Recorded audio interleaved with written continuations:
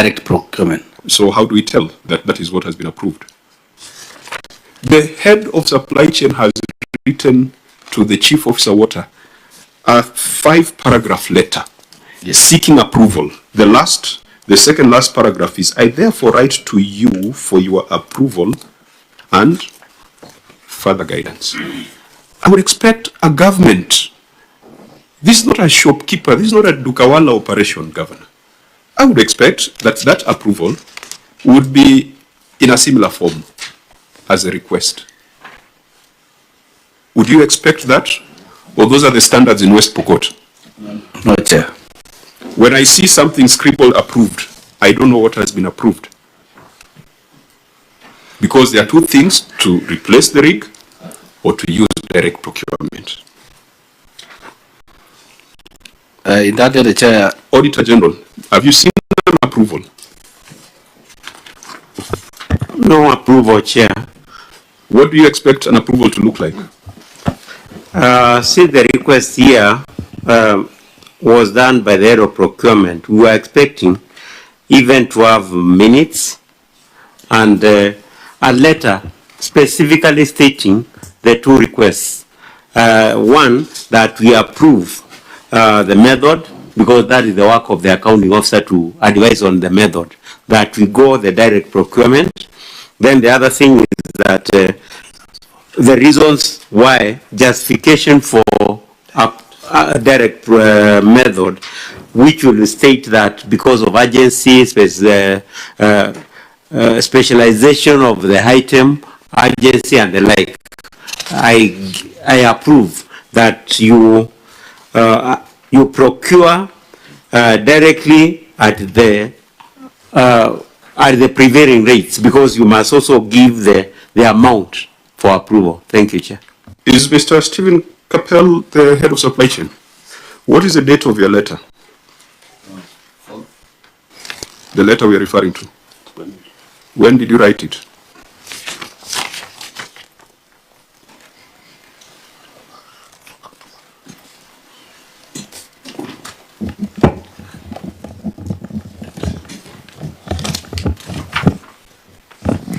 Chair, I think it's not legible where it's stamped.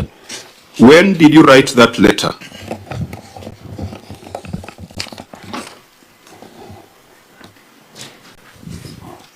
Are you not the author? Yes, sir. Because I can't see a date on that letter. A government letter without a date. It means that you've just written it so as to fill whatever holes that might be there. And you know, procurement is date and time sensitive.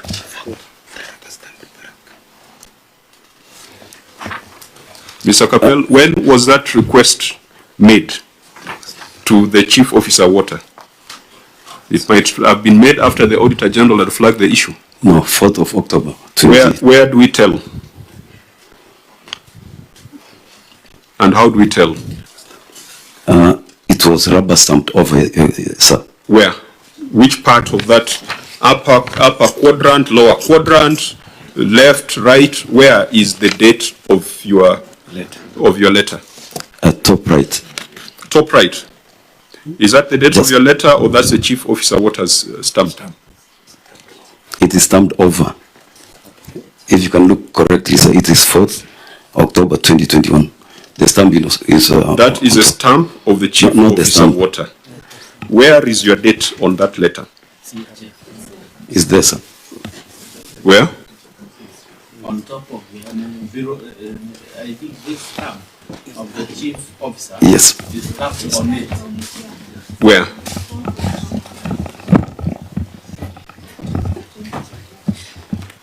I'm not sure. There's something. It is 4th of October 2021. You see, when you submit this kind of documents before the Senate, we are convinced that you are trying to conceal something. A letter should be clear, the date on which it is written, because the date on which a request is made and the date on which an approval is granted, there has to be some logical flow. But even if, because this is completely ineligible, and I cannot take that as a confirmation of the date of that letter, I must see an approval in writing by the Chief Officer Water. And Governor, you cannot allow things to be done kienyeji in your county. Head of Supply Chain did a very detailed letter. What Chief Officer Water should have done was to respond in writing, and that would have satisfied the Office of the Auditor General. The second leg of that query is that you placed a different engine from what was ordered. Auditor General, do you maintain that that is the case? That is the case, Chair. Physical verification revealed that the engine fitted was a truck engine of model CF 2000, which was a different model from the one indicated as fitted, therefore casting doubts on the performance of the drilling rig. Governor, again on oath, can you confirm that the engine fitted was CF 2000 and not 2515? Chair, if you can see the Inspection and Acceptance Committee report, which is the back page of appendix, that same appendix 13, you'll find that in that report, replacement of the truck engine, they say members also verified that the old truck engine had been removed and fitted with a new truck engine. So, where does it indicate the serial number of the replacement? There is that minutes of Inspection and Acceptance Committee where members are there, John Kakuku and the others. Those who are in attendance also CC Water. So it's not the page is not labeled. You'll find there is Inspection and Acceptance Committee report, replacement of damaged compressor, testing of the machine, that bit. After appendix 13, there is that report from the Acceptance and Inspection Committee, which say that they ascertain that the new truck engine, and they have also given, that was on 10/11/2021, that that team had inspected and ensured that the new engine had been replaced. Auditor General, on what basis do you conclude that the replaced engine appeared old and yet the approved request was for replacement with a new engine? You must have done some inspection.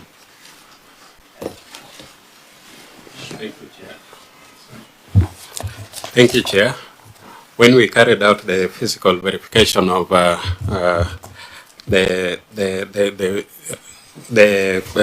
position of the engine, which was done on 4th July, we were guided by the technical persons who were managing the engine, and we requested them that they show where the engine had been fitted, and we were able to confirm that the number that had been indicated as the model number was CF 2000, as we have indicated in our report. And the observation that was done by the auditor during the verification was that the engine that was shown as having been fitted was appearing like it was not new. It was not new. You brought it to the attention of the county? Yes, we brought it to the attention of them. What was their response? We gave them a management letter confirming the position that we had established, but they did not deny that position. It was not denied? Yes. Governor, why are you trying to clean up a mess that is not yours? You know, these are simple things. If this could not have been explained when the auditors were there, why are you trying to explain things that... Have you opened that engine yourself? No, Chair. Have you checked the engine number? No, Chair. Have you confirmed whether the replacement was old or new? So why are you on oath trying to justify the unjustifiable? Chair, I'm not trying to justify, but based on the my technical team and which on record on written submission, they say they tested the machine, they are replaced with a new engine, unless otherwise it's again proved, because The same technical committee you're referring to has been indicted by the Auditor General. The Auditor General saying the inspection committee did not adhere to technical specifications. And that's a committee whose evidence you're relying on. I hope Senator Cherargei was here that then see the picture on the state of procurement. There are a lot of gaps. I don't think this is a matter that we should even spend too much time on. Auditor General went, conducted physical verification, raised a management letter, management did not respond. The technical committee and everyone involved in this procurement should be held accountable for theft of public resources. And ni wizi ya pesa kidogo, 1 million here, 13 million there. At the end of the day, you'll find that it's almost $500 million that has been pilfered through leaking procurement systems. So this one, Governor, unless you are saying you have opened the engine and you have confirmed the engine number, the committee takes the position of the Office of the Auditor General on this issue. And we shall be referring this to the EACC for further investigation. We proceed to 4.3. Thank you, Chair. This is also outstanding? Yes. Okay, then read through it quickly. And utilize the piping and extension borehole project. Review of contract documents reviewed that the management awarded a contract for the pipe laying and extension of Kamketo borehole, Kasei Ward, at a contract sum of Kenya shillings 1.7 million on 13th of April 2022 through request for quotations. However, review of documents revealed that preliminary authorization or approval from relevant regulatory authorities on laying of the pipe on the wayleave was not done. Therefore, the certainty of the project could not be confirmed. Further, Chair, physical verification of the project on the 6th of July 2022 revealed that the large part of the pipeline was still exposed and uncovered, and the full contract had been paid.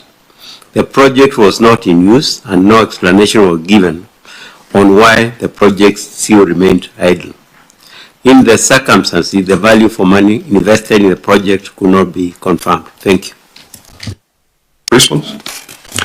Chair, this project, as at the time of verification, was still under defects liability period, and the retention money had been withheld. Eventually, the defects were repaired and the project became operational on 20th January 2023, and attached photographs and a certificate of practical completion is provided and Appendix 14, which shows the project now is operational. So you can confirm that people are drawing water from this? Yes, Chair. But again, the issues of regulatory compliance that came up in the first matter that we dealt with seems like that is your weakness. In Kapkoris Makutano, mnafanya vitu jua kali. And please remember, even though West Pokot is far from Nairobi, West Pokot is in Kenya, and we are bound by the same laws. We are bound by the same regulatory principles. Auditor, can you confirm that this project is running? You had looked at that certificate. He has shown us a picture which might have come from Mandera or Isiolo. We have no idea. Can you confirm? Thank you, Chair.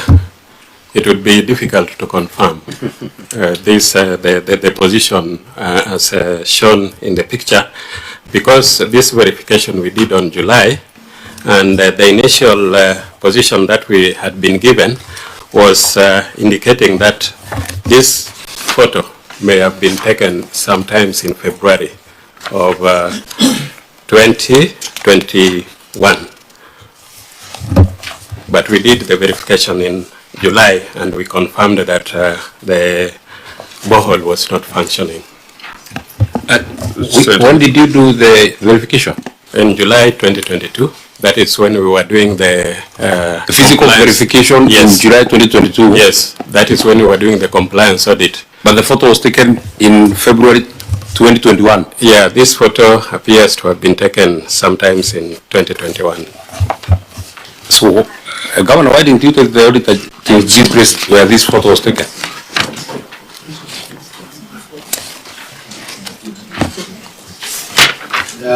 Chair, there are two photographs there.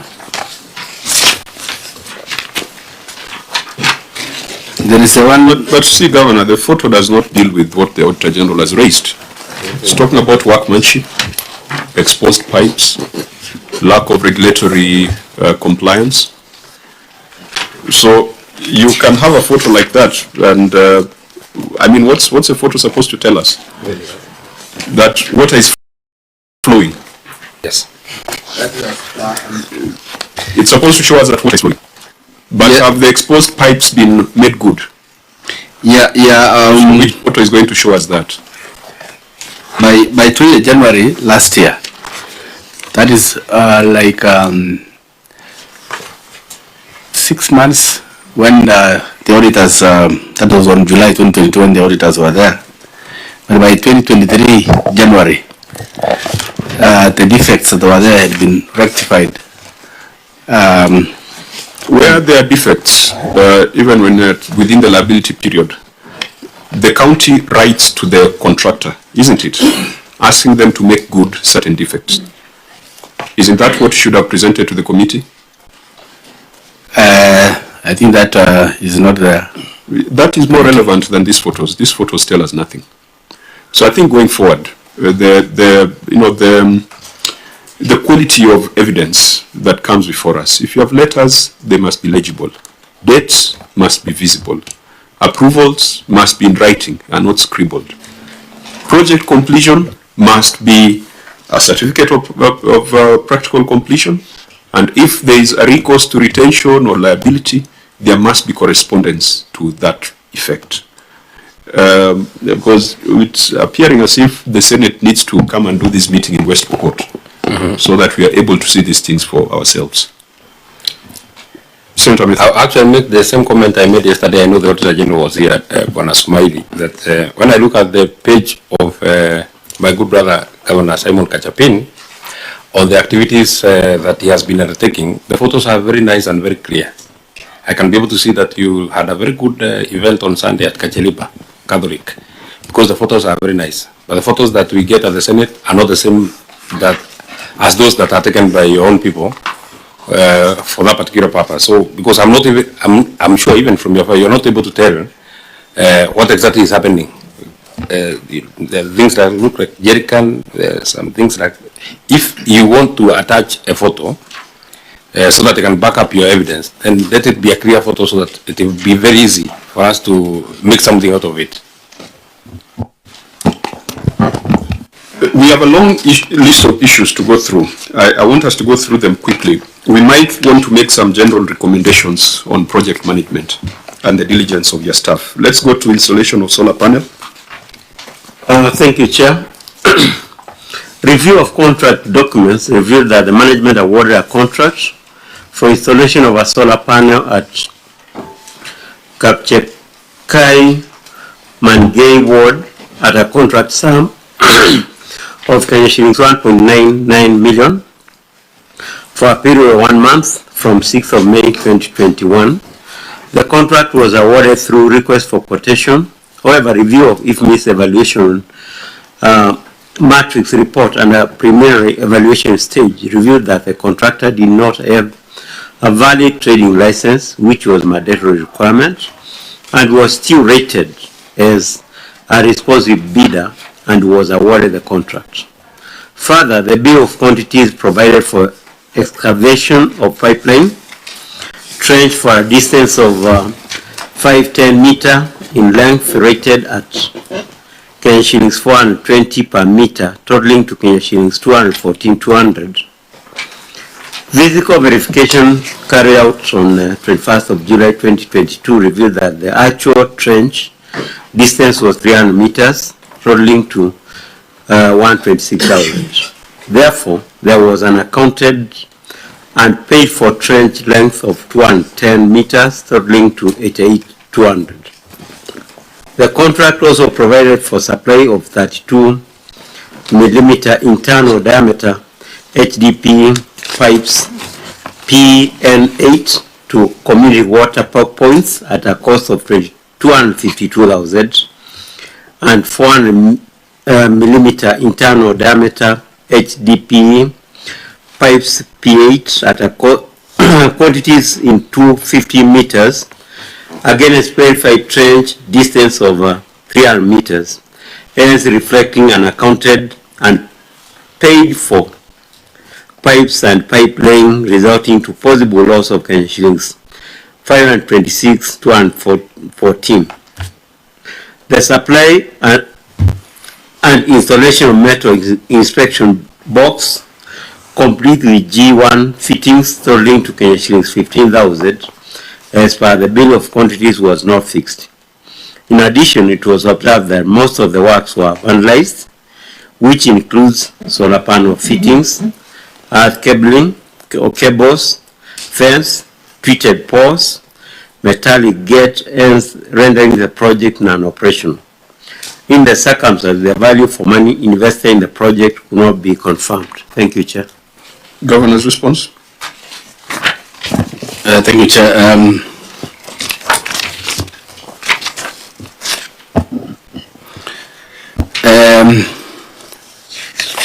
A copy of the valid single business permit for the year 2021 was provided by the contractor during tendering. Therefore, the bidder was responsive, and that is provided in Appendix 15 on the issue of valid business permit.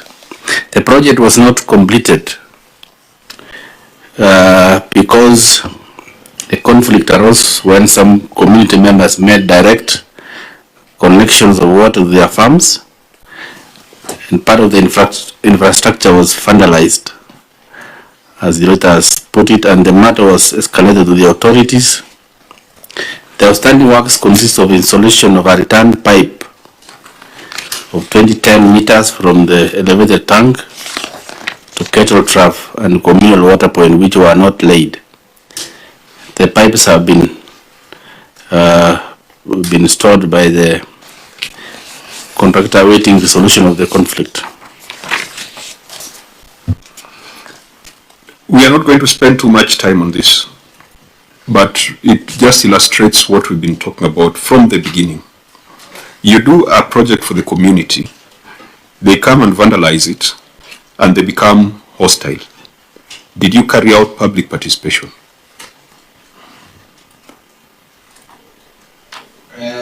And I'm not asking whether you carried out public participation, because you are not the governor, but what is the cause?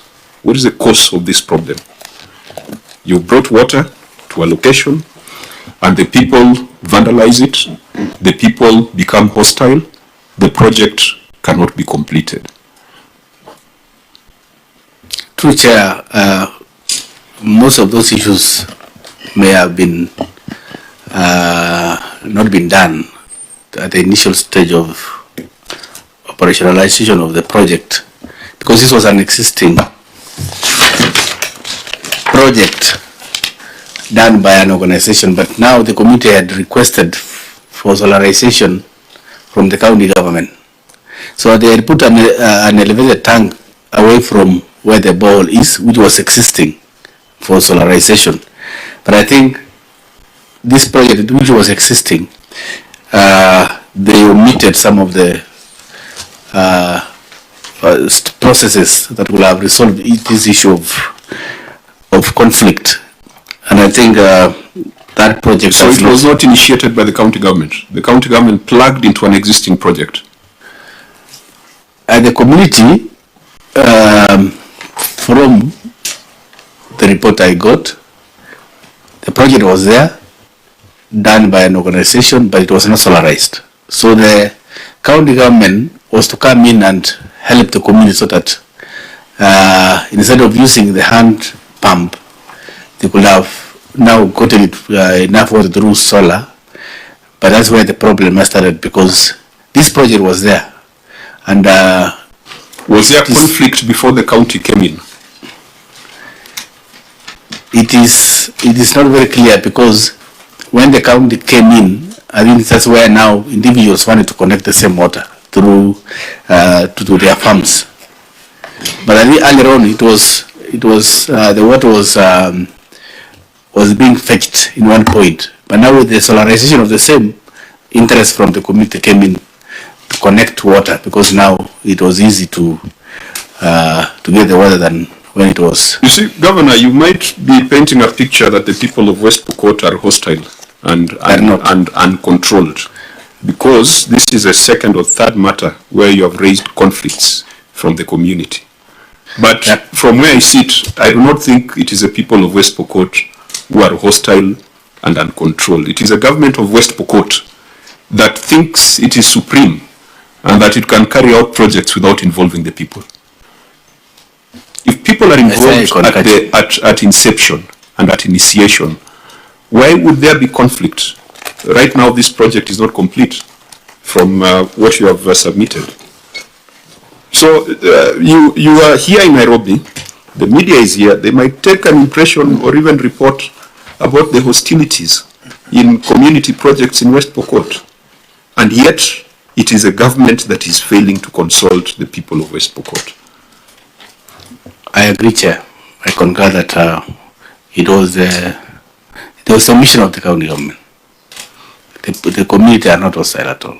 Yeah, so you've referred to hostilities here several times, and if you are not careful, we might reach the wrong conclusion about the people of West Pokot. I think it is their government that is torturing them, forcing projects on them without involving them. And that in itself might reflect in the next elections. It might reflect in elections, but I think even as a Senate, we have a responsibility to ensure that you operate within the law. And there's an issue around budgets, CIDPs, ADPs, all these things originate from there. If you are doing them in Nairobi, you need to take action back to Kapenguria and Makutano and involve your people to avoid this flagrant wastage. I think on these members, we will just observe that the root cause is lack of participation of the public. And therefore, this 1.9 million that was spent should still be put within that quadrant of misused public funds, because there's been no value for money. It was avoidable. This was avoidable if there was public participation.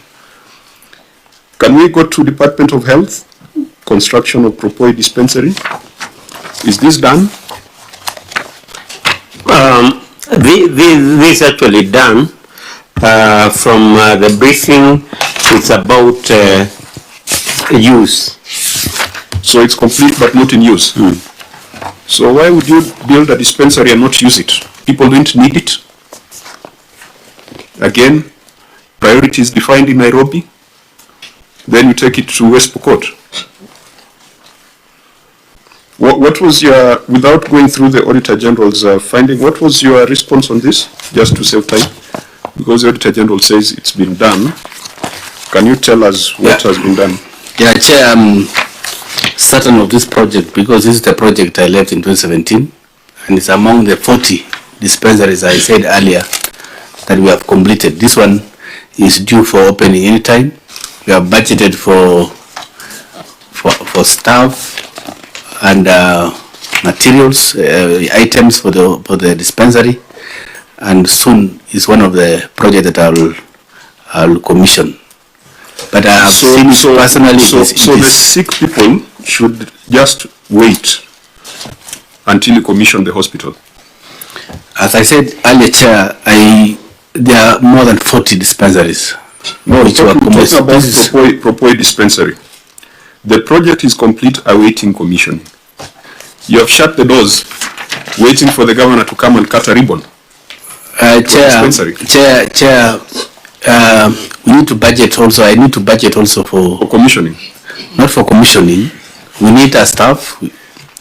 And in our budget, we have budget for nurse and the other staff, and also equipment for the hospital. Then it is not complete. You are misleading the committee.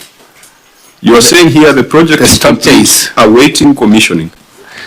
Within the sum of the contract. It was not, the equipments and the drugs were not part of it. So the contract is complete as it was.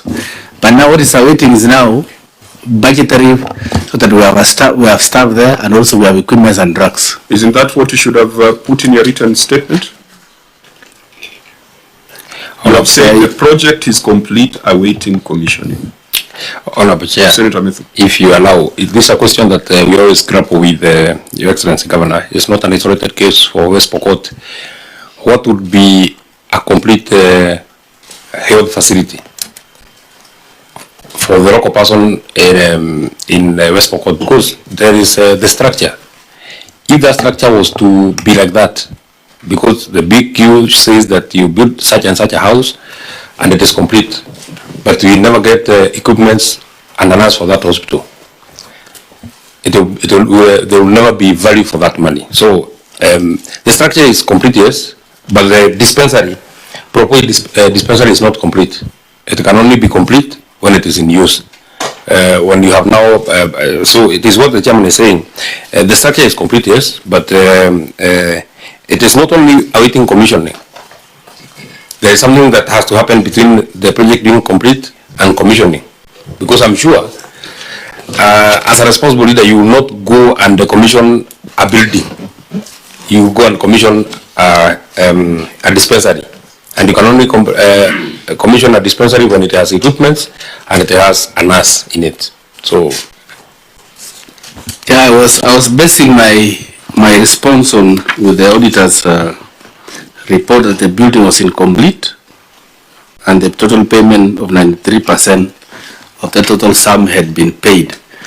In my response, I said I recall the contractor who has now finished the project.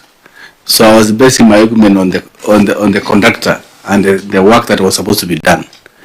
Otherwise, the issue of equipping and ensuring there is a staff, that is, according to me, is a separate, because it's now my initiative. But I've made an effort to see that all the incomplete projects, and remember this project, I left it in 2020 at that percentage in 2017, and I've come to complete the project. So whatever is remaining is not a very big issue, because it's now getting staff and equipment and drugs. again, in terms of quality of evidence, please ensure you've got a certificate of practical completion and not just a photograph. Photographs do not tell the whole story. It is only complete when we get that certificate of practical completion. Senator Odinga. Governor, you just said something that kind of pushed me back.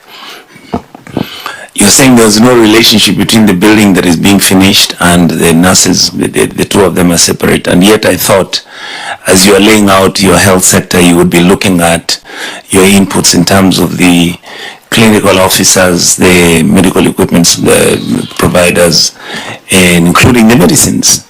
So I don't know whether you could clarify that.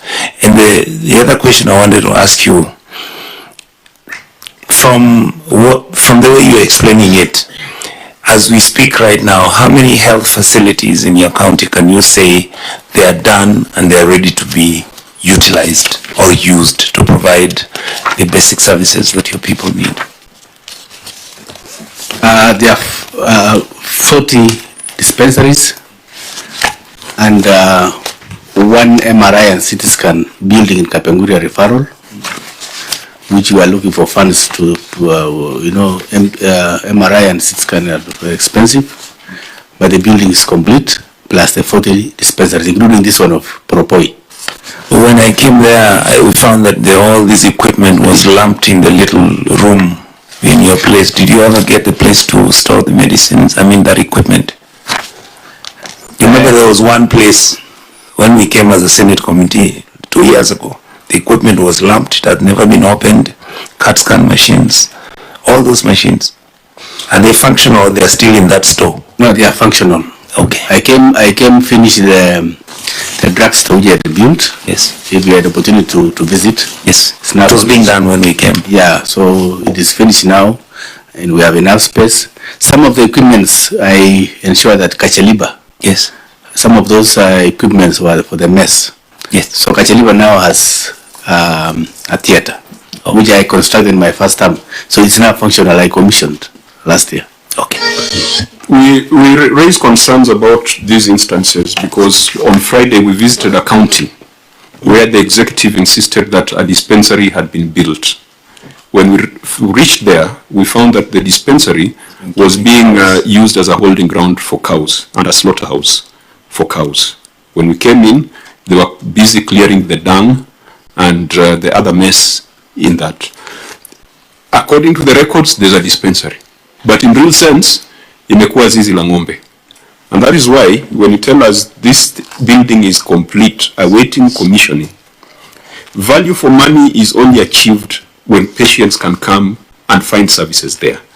So we still agree with the Auditor General that there is no value for money, even though the building could have been complete. Value for money from a dispensary is when it can dispense medical services. So, Governor, you need to make sure that Propoi, Tapach, and the ICU, I think they are the same issue around value for money. It is not just about saying nimemaliza kujenga. Value for money is when it can serve the citizens of West Pokot. Late last year, Chair, among the 40 I've already opened Commission 8, which have now equipments. They have also staff. I did last year in North Pokot. So I'm in the progress, and I know in this financial year I will ensure that all the remaining are operational. Yeah, because everything is in your control. If it's budget, if it's human resource, if it is drugs, you are not waiting for the national government. It's about you reorganizing your budget. And we had already indicated that you are at just 38% on wage bill. So you cannot complain of a bloated workforce. So all this is within your power. So we want to ask the Auditor General to keep these issues within the Department of Health in view, particularly on the aspect of value for money. I think here it was not so much about loss of public funds, but delays in utilization of the projects. So for Propoi dispensary, Tapach dispensary, and electrical supply to the ICU,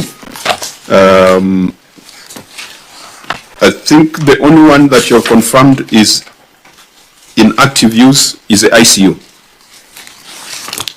Is Tapach in active use? Yes. Tapach is in active use. Inactive and Propoi. No, Propoi is not. Propoi is the one you're saying you're going to commission. I'm going to commission, yes. Yeah, so Propoi is, there's no value for money. If Tapach is Auditor General, is Tapach in use? Tapach dispensary?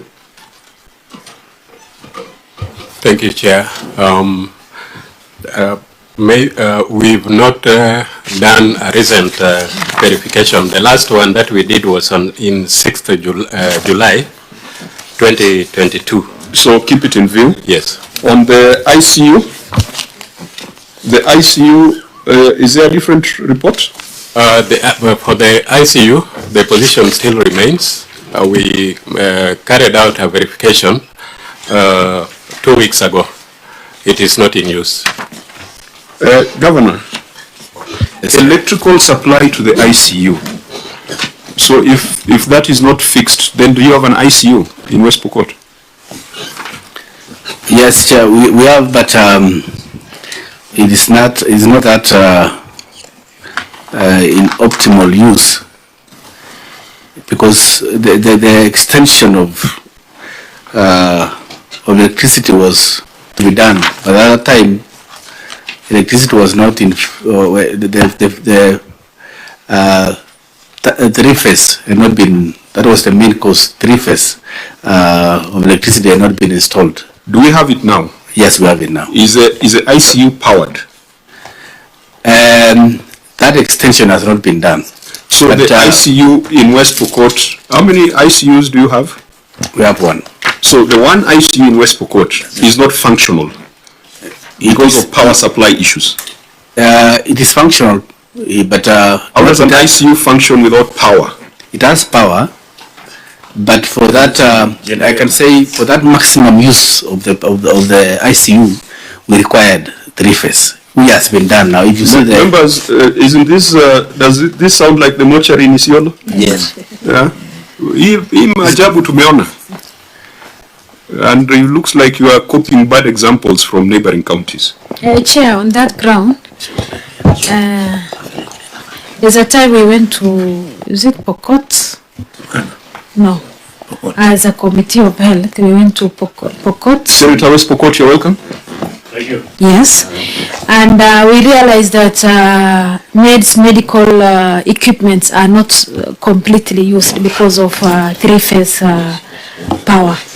So the issue of power is extremely what is happening in the medical sector on all our facilities in the health sector. So I don't know what's the problem of 3-phase. Chair, we can tackle on this one so that our people get service delivery properly. Thank you, Madam Marim. Governor, I was very happy when I saw for the water project that you were solarizing. Just from your experience, I want you to just help me understand, why do counties, particularly that have got excessive amounts of sunshine and sunlight, find it difficult to put solar energy 3-phase, which is 70% cheaper than the normal KPLC power? And it costs cheaper to install. It's about 1.5 million 3-phase. What is difficult?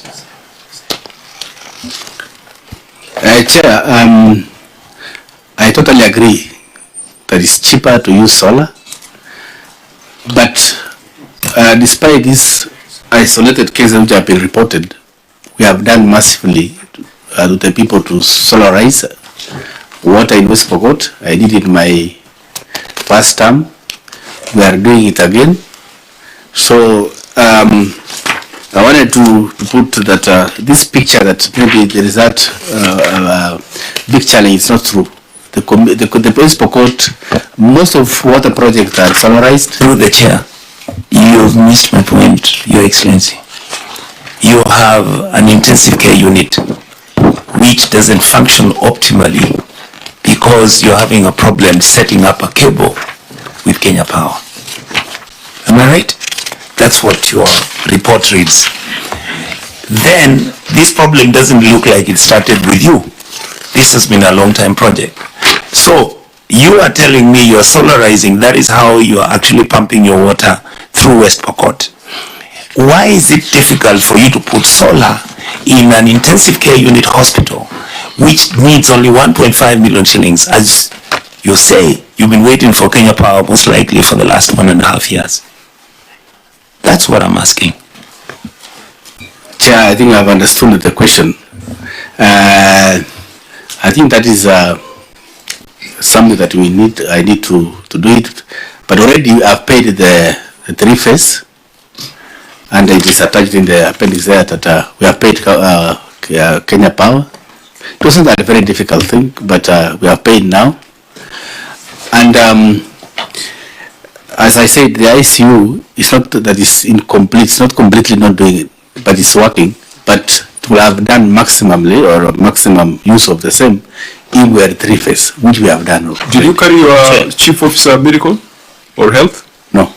Because we want to understand, if you're saying it is working somehow, what is it that can be done in that ICU and what is it that cannot be done? We went to a mortuary in Isiolo and we were told that the mortuary works because they are using alternative preservation methods. Mm-hmm. They are using formalin and embalming instead of using a cooler, which is a standard procedure for operating mortuaries. And the governor of the county government was saying this mortuary works because we are embalming. And yet, just to power the mortuary, which does not take too much money even if you needed to buy a generator or use the alternatives that Senator Nyonka is talking about. That is about responsibility in leadership. Here we are not talking about electricity, we are talking about lives. We are talking about someone requiring critical life support in West Pokot. So where will they end up? In Kitale. Because I hear that's where all the money goes to. Because Kitale perhaps has an ICU And yet you receive money just like Trans Nzoia. Why should we burden neighboring counties when the solution to this problem can be found? It is within view. So, Governor, this matter is bigger than electricity. This is a matter of concern for the health and the well-being of your people. A matter that you've been in correspondence with Kenya Power since 2017. And they've given you some quotation there for 683,000. What was that quotation for? Kenya Power gave you a quote for 683,000. Yeah. What was that quote for? For the upgrade of the... Was the money paid? Yeah, it has been paid. Was the upgrade done? It has been done. You contracted Cherangany. You contracted a company called Cherangany Electricals at a cost of 2.9 million to supply, deliver, and install supply cable from powerhouse to ICU unit at Kapenguria Referral Hospital. Was that done?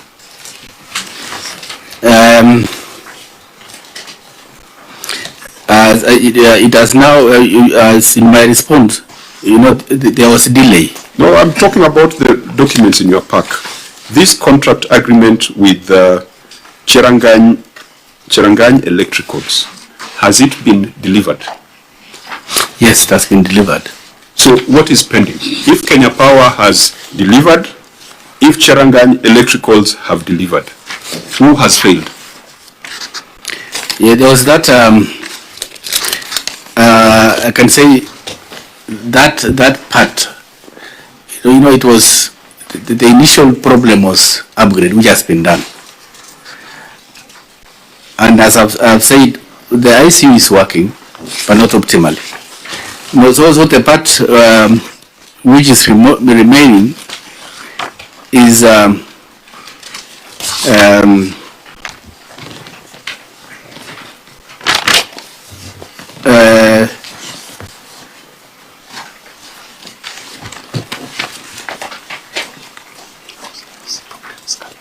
that LV switchboard was required to be installed to allow the supply cable to the IC block. Who is supposed to provide the LV switchboard?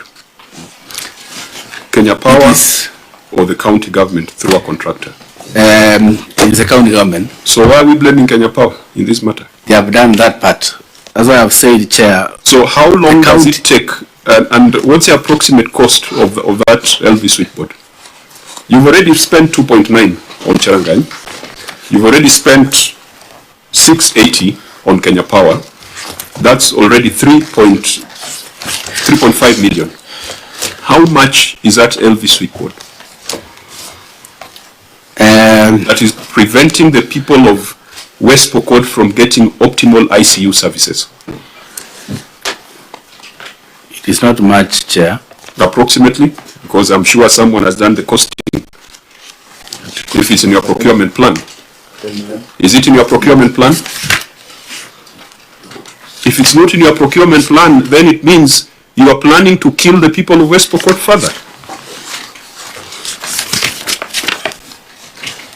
This is not something you are blaming on the past administration, Governor. This is something where you must take responsibility and provide leadership. It's not in your procurement plan. So how will you do it if it's not in your procurement plan?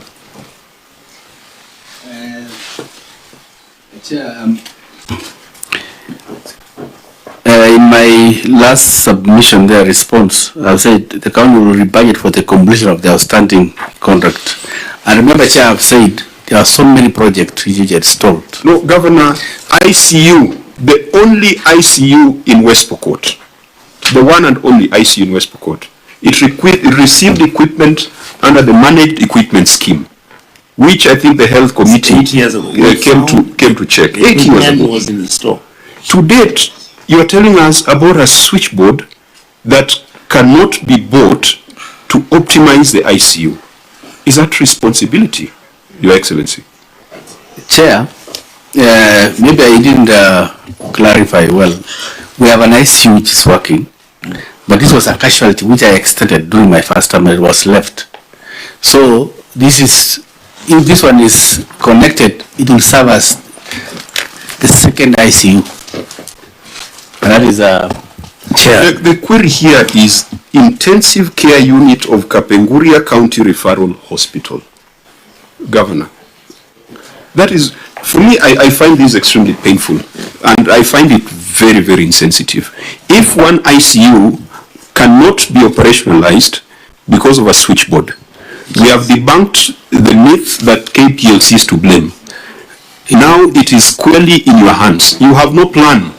You have no procurement plan to make the ICU work. Even if you inherited a mess, you have had 1.5 years to clean up the mess. An ICU is not a small thing.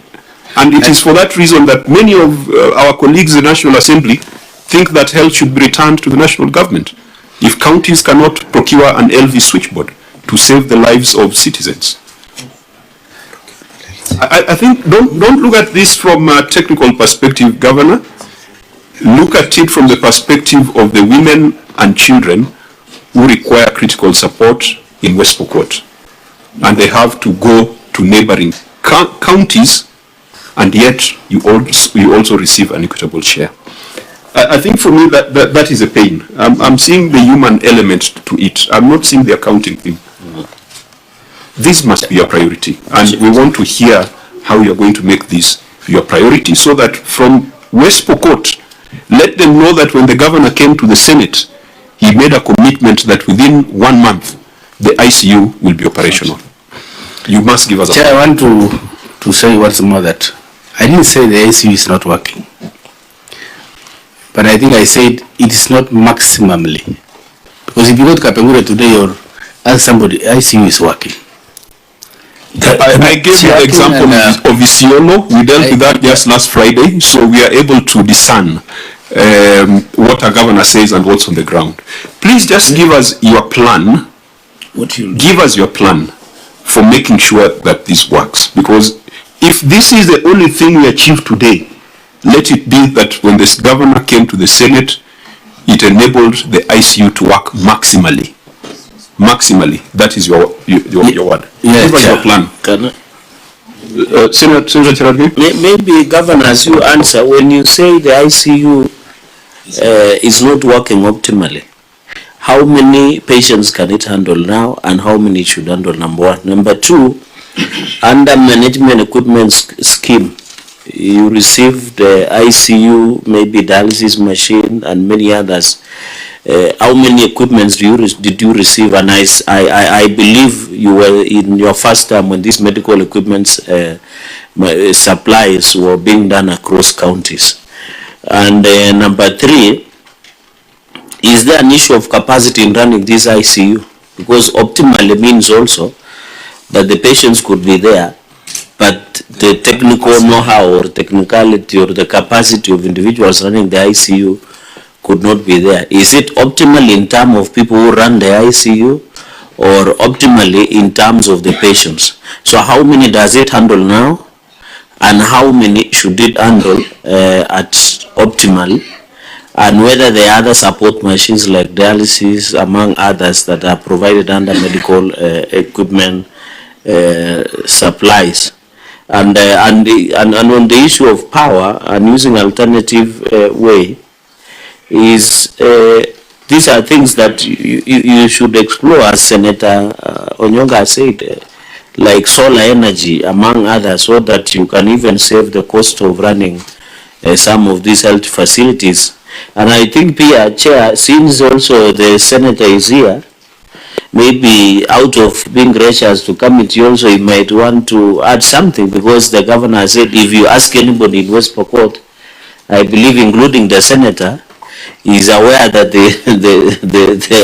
it's functional. So I know Senator Murgor might say something also, because he comes from that area, so that we get. And I think, Chair, looking at these projects, because governor has insisted that most of them are complete, I think we should make a priority in visiting West Pokot, among other regions, to see for ourselves. But Governor, please, as you answer those three of my questions, give us way forward that in the next 2 weeks, or the next 1 month, as Chair has proposed, let this ICU be functional, because you are the people who are overburdening Moi Teaching and Referral Hospital. Because if you come to Kitale, the only MTRH is being overburdened, because if Kapenguria and your county is functional, Kitale, Nandi, Wasingishu district, we are overburdening Moi Teaching and Referral Hospital, because if you are maximizing at Kitale or in Kapenguria, we would not have pressure to Moi Teaching and Referral Hospital. So kindly answer those 3 questions. Thank you, Chair. Governor, before you answer, through you, Chair, the 4th one, you've got the 3 that Honorable Chiragay has raised. The 4th one is when we came to your county, what actually we also found out is that there was no oxygen during that time.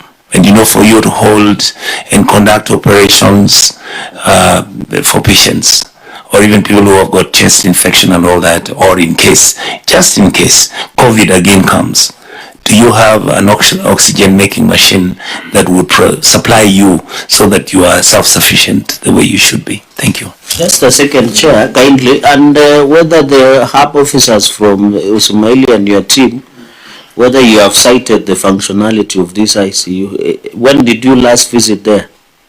Have you visited before you came, or it has been some time? Thank you, Chair, through you, kindly. OAG, then we'll hear from the Governor, then from the Senator.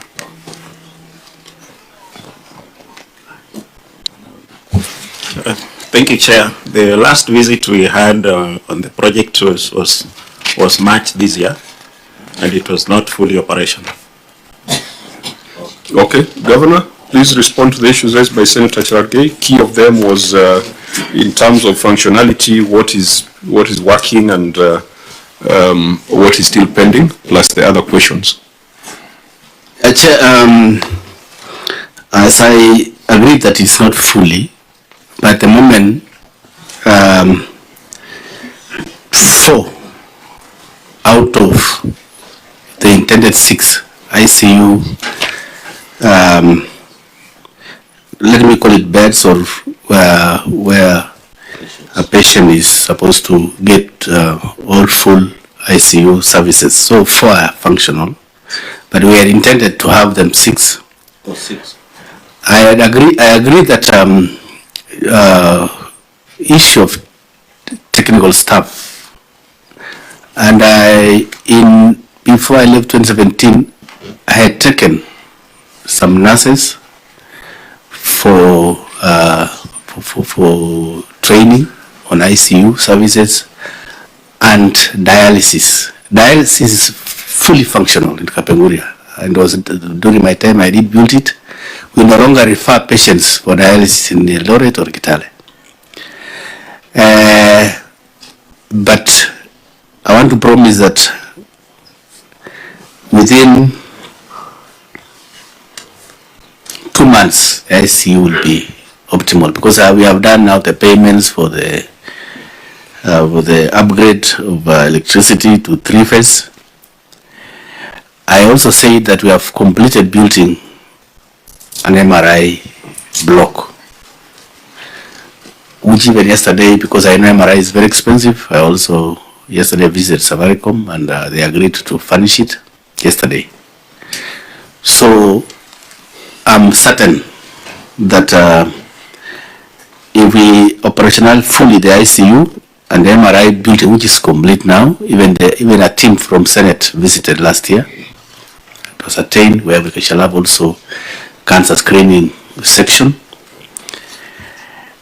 That will really decongest Moi Teaching and Referral. In my first time, I had built an oxygen plan. It was not all that very big, but I did it. It is still working, but it was not well serviced when I left. Instead of using the gas cylinders and so forth, I had built an oxygen plant. I had also built a laundry machine. I had added more generator and so forth. All those things. Building the KMTC to have a packer for the hospital, which is fully functional.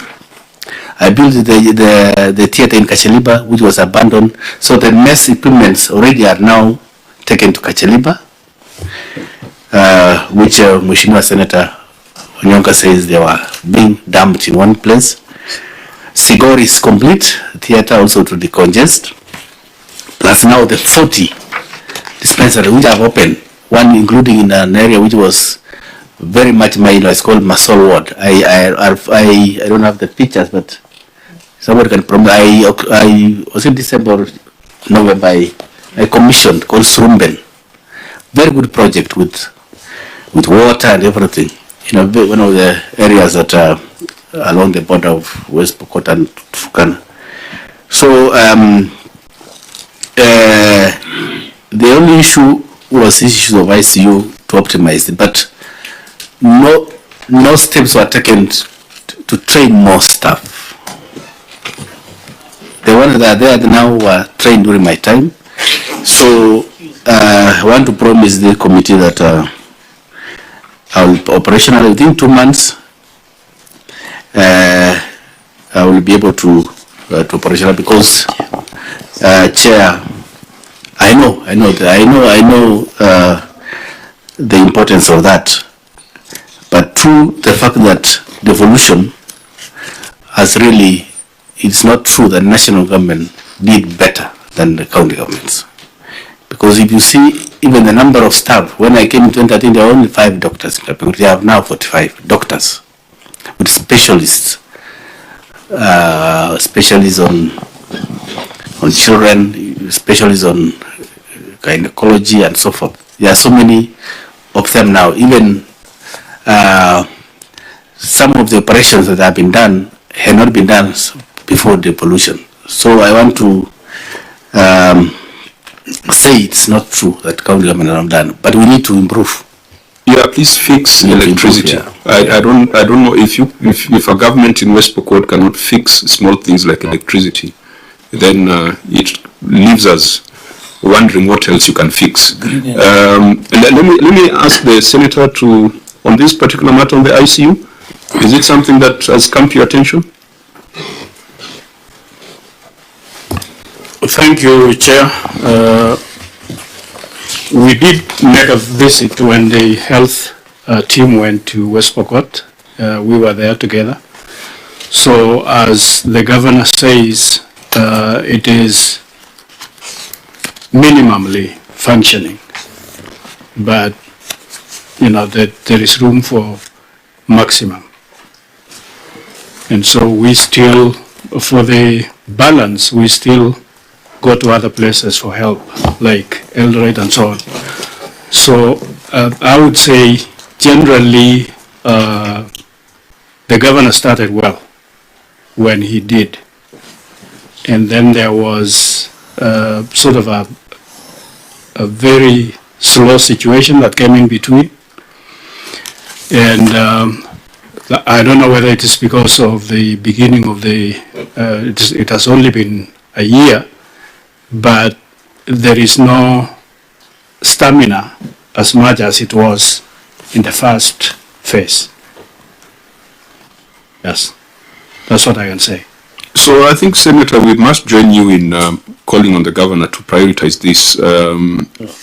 You have said 2 months, and that is what we will capture, and that is what we must communicate, that within 2 months you must fix all those things that prohibit you from actualizing the full potential of the ICU. Remembering that you've been paying money to the national government for managed equipment scheme, money which is not delivering value to the people of West Pokot. Finally, Senator Gerald. Just a quick one. You know, Governor, I like listening very carefully. Which answer do you want us to take? You have said the previous administration did not continue, and I'm happy that you didn't construct NTC. We have been there severally with the president. But my concern only, which answer should we take? You have said there is challenge where the previous administration stopped training and building capacity of people to run ICU and other medical equipments within the health sector. Now that you don't have capacity, Why are you telling us that in the next 2 months you are going to fix? Because you can fix the technical part, but what about the human resource to run the ICU or the other equipments within? Because now you need to be very clear, because you can go and fix the issue of electricity and everything, but you don't have people who are competent to run. So which is which now? You need to be clear, because the moment we land in West Pokot, we shall come with your answer. We walk in and you tell us the machines are functioning, but we don't have the capacity. So do you have the capacity of these individuals to run this? As you have said in the previous administration, they didn't carry on with the agenda you had of making sure that you have competent capacity in running the ICU. Chair, when we fix the issue of electricity, which I'm going to fix, we shall maximize the staff that are there. But we have equally made arrangements, and some of the nurses are undergoing training, which I'm sure when they complete will also join the others. So I want to give that assurance that we have made arrangements for more staff that are undergoing training as nurses.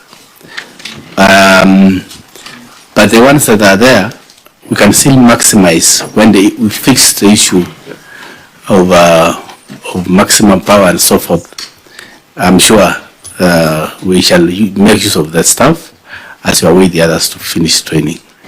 You asked for 2 months. We shall give you 2 months without getting into the details, but please have some compassion. Have some compassion for the people of West Pokot and make sure this thing works within those 2 months. We go to the proposed construction. We go to projects under trade. Proposed construction of milk processing plant. Again, the key issue here is that the contractor has been paid 22 million or 78% of the contract sum as at May 2022, but the project remains incomplete by the time of audit. We have looked at your written response.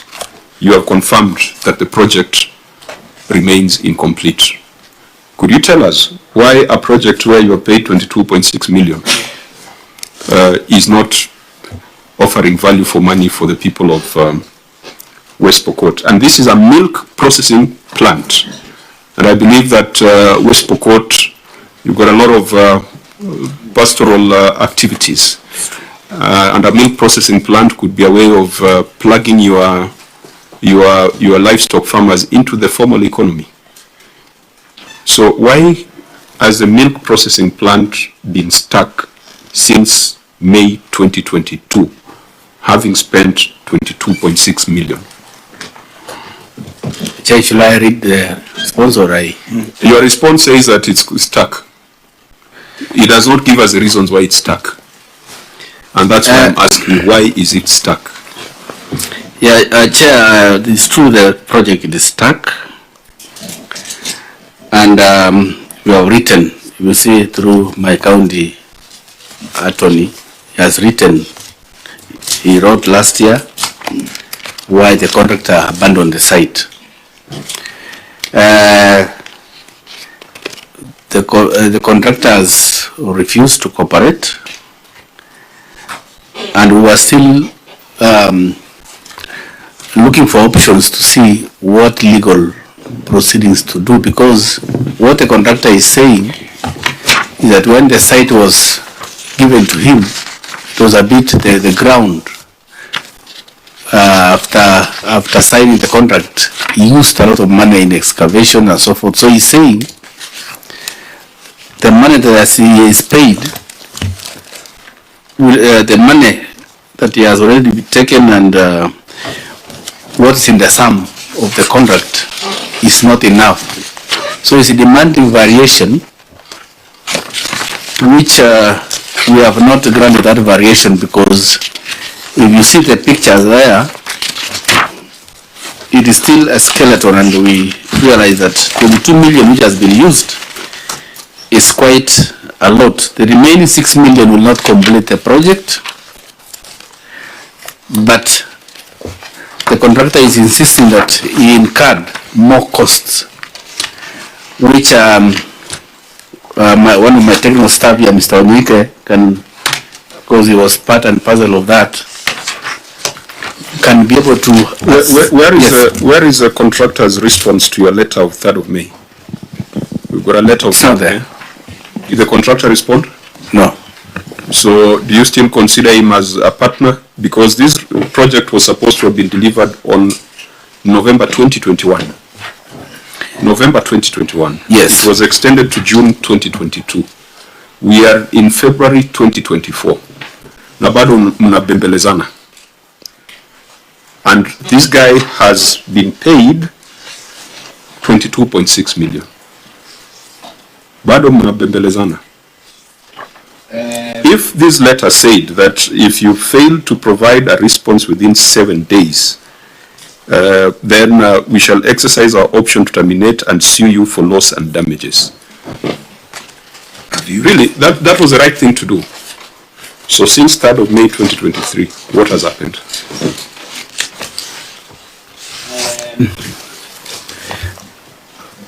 Maybe this, we have delayed in taking the steps, but we are still trying to get which option is the best option, because already the 22 million is a lot of money. Just Yeah, and Governor, don't run away from this letter, because this letter was in the right path, and that is a path that we want to pursue. Senator Nyuka? Your Excellency, I have been to your county. I'm constantly West Pokot because I live in Trans Nzoia.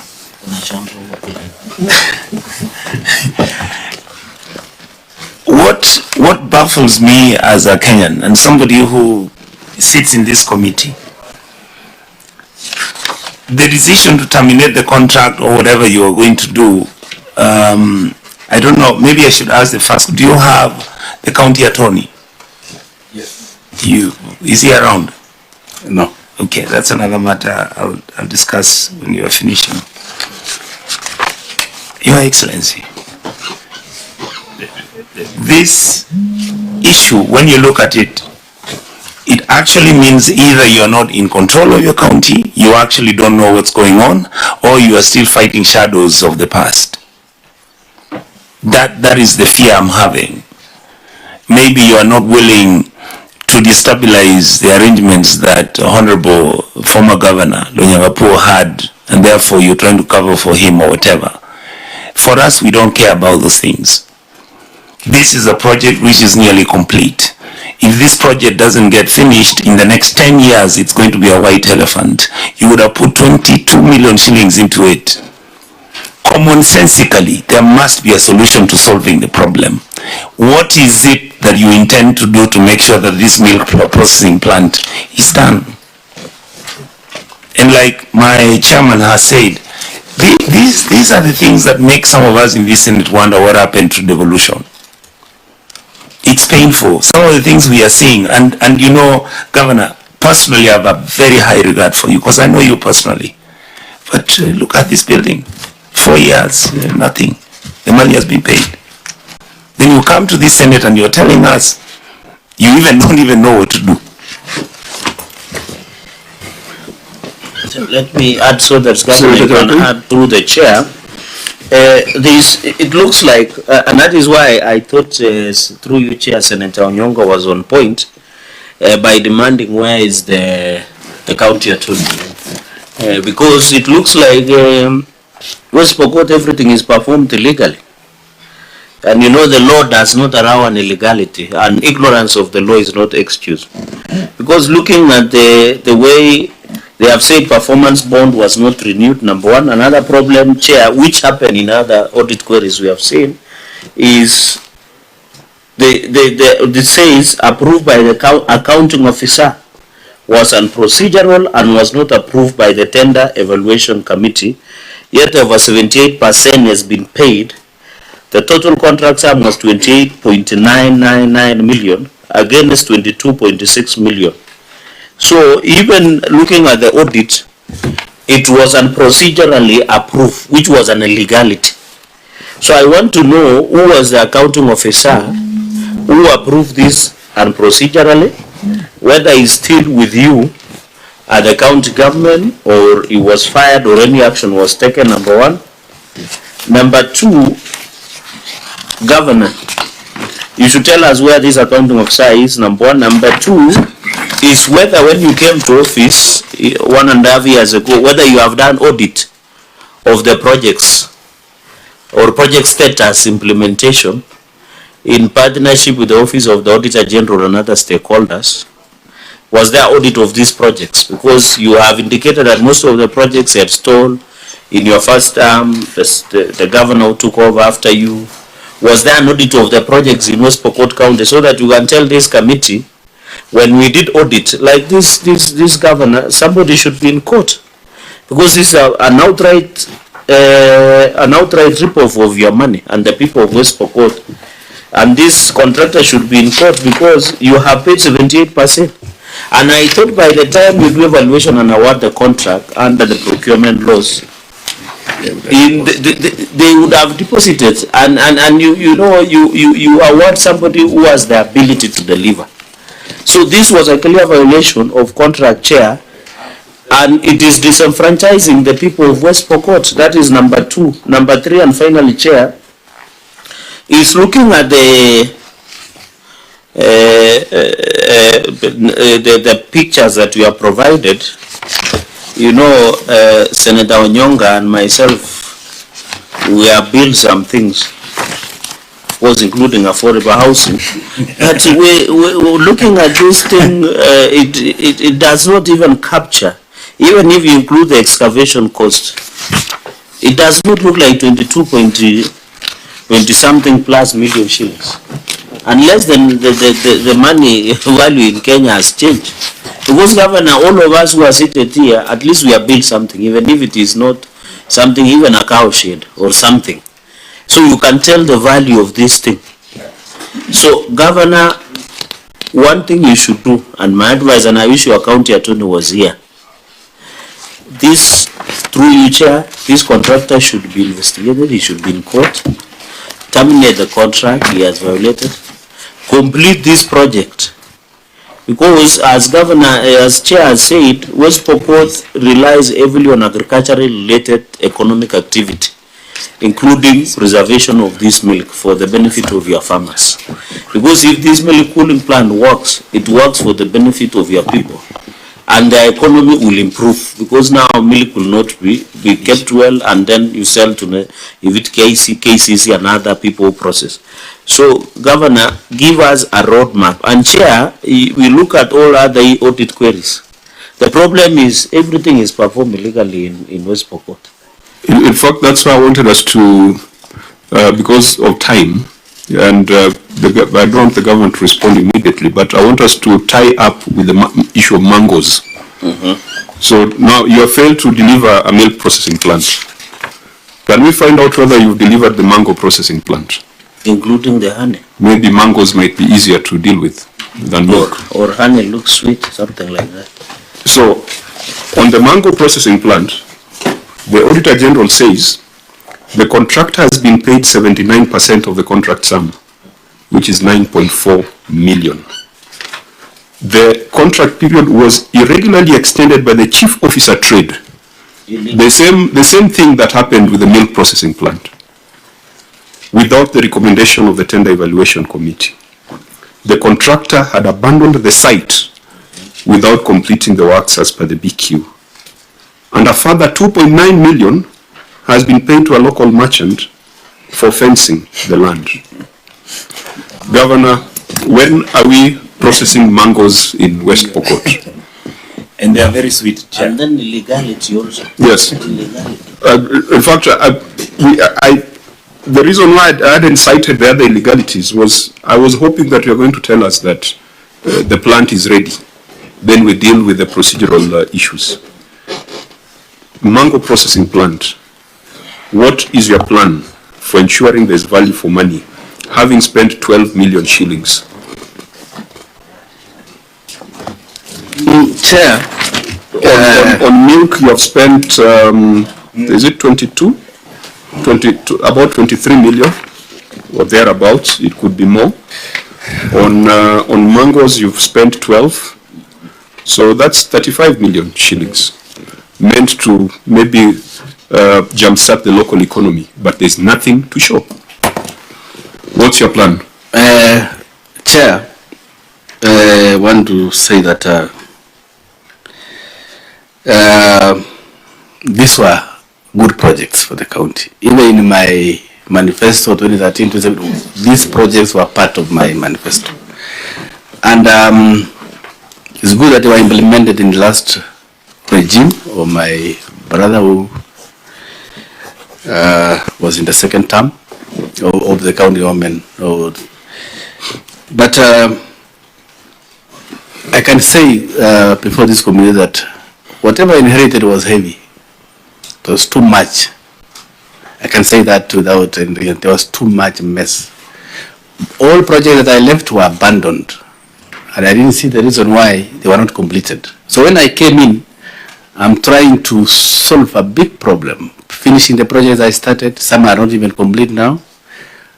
And even in my predecessor's term, there were so many projects, including these ones, which most of them were done irregularly, because you have seen most of them were not followed. Even this one of mango, somebody has gone to court, and the county government has been defeated in court because the land was acquired without following the due process.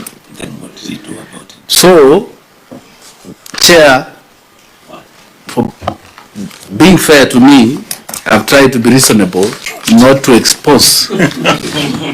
Expose. That is what we say. That's why you traveled here. That's why you came here. And say there was too much mess.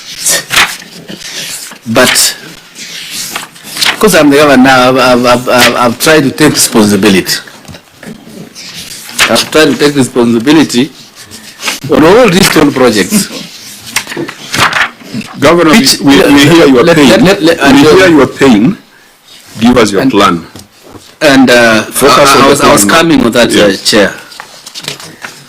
Bearing in mind that there's other competing projects of importance, and I have to take time to complete this project because there are also other services that I have to offer to people of West Pokot. Drugs have to be offered, water has to be offered, salaries have to be paid. So what I've done is to have a plan.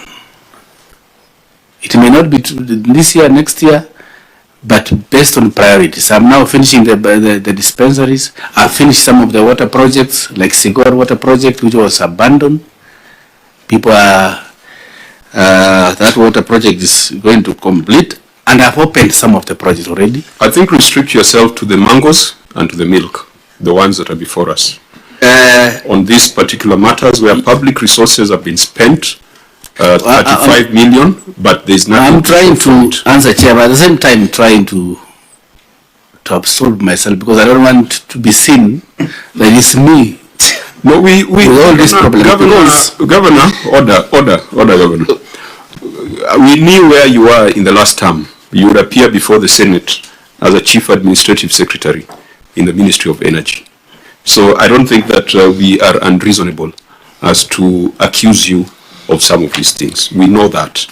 What we need to understand is, yes, the irregularities have been committed. The Auditor General has highlighted them. You agree. But your job is now to come up with a plan to get you out of the mess. That's where I want you to focus. We are not pinning you down on the illegality. But if you don't have a plan, then you are as guilty as the person who committed the first offense. Chair, I think I have a plan. And that's why in my statement I've said I'm completing these projects, which some of these projects, like now the dispensaries, Propoi and so forth, I have a plan in completing, but on priority also. Some of these projects, like now the mango, there's a court case which already we have my team, my legal team have challenged the ruling, because we understand that this is a communal land. But the person who took us to court that this project was built in their ancestral land won the case. So we are appealing. So that the project of Mango will now depend on our appeal, because we can't continue in the same place where we have issues of ownership of land. On mangoes, I've noticed you didn't provide any photos. What is there on the ground? It is there, Chair. There are photos. Is there. Next. And members, if you understand the plan, please help me understand it, because I've failed to understand the governor's plan. It does not seem to be very clear. We have a photo and also the court ruling. Annex number. Court rulings and appendix 23.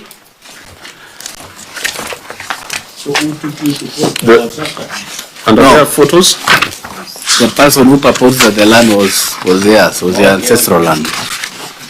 Are there photos so that we get an impression? Yeah, there is photos.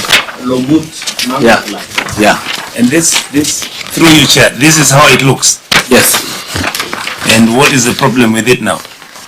We were taken to court, and the court ruled that the county government took land that belonged to somebody. So if the court rules again that actually you lose this land, so somebody will take this building. No, Governor, but is that the reason why the contractor left the site? Yes. Because that is the first issue. The contractor has been paid, the land has been fenced, but the contractor is not on site. What is the relationship between the contractor and the dispute in court? Chair, when the person took the county government to court, legally, the contractor cannot continue, because to ascertain whose land is the issue of the court. How big is this land? What is the acreage? I don't have the exact. It's about from the pleadings. 70 acres. 70. Yes. Have you tried any other conflict resolution mechanisms, including negotiating and discussing, to seek whether you can get a better alternative out of what it is? Yeah, after our appeal, because already it has gone to court. Yes. I think we shall have to see other alternatives like outside the court. Oh, okay. I see what you're saying. Now, whereas you wrote a letter to the contractor in Kabichvich for non-fulfillment for the milk plant, I don't see any correspondences between the county and the contractor on the mango project. There is absolutely no evidence that the county government has followed up on that project. Except that whatever you are saying now is foreign to this committee. It is foreign to the Auditor General. There is nothing on record to indicate that you've been in consultation and communication with the contractor with regards to that project.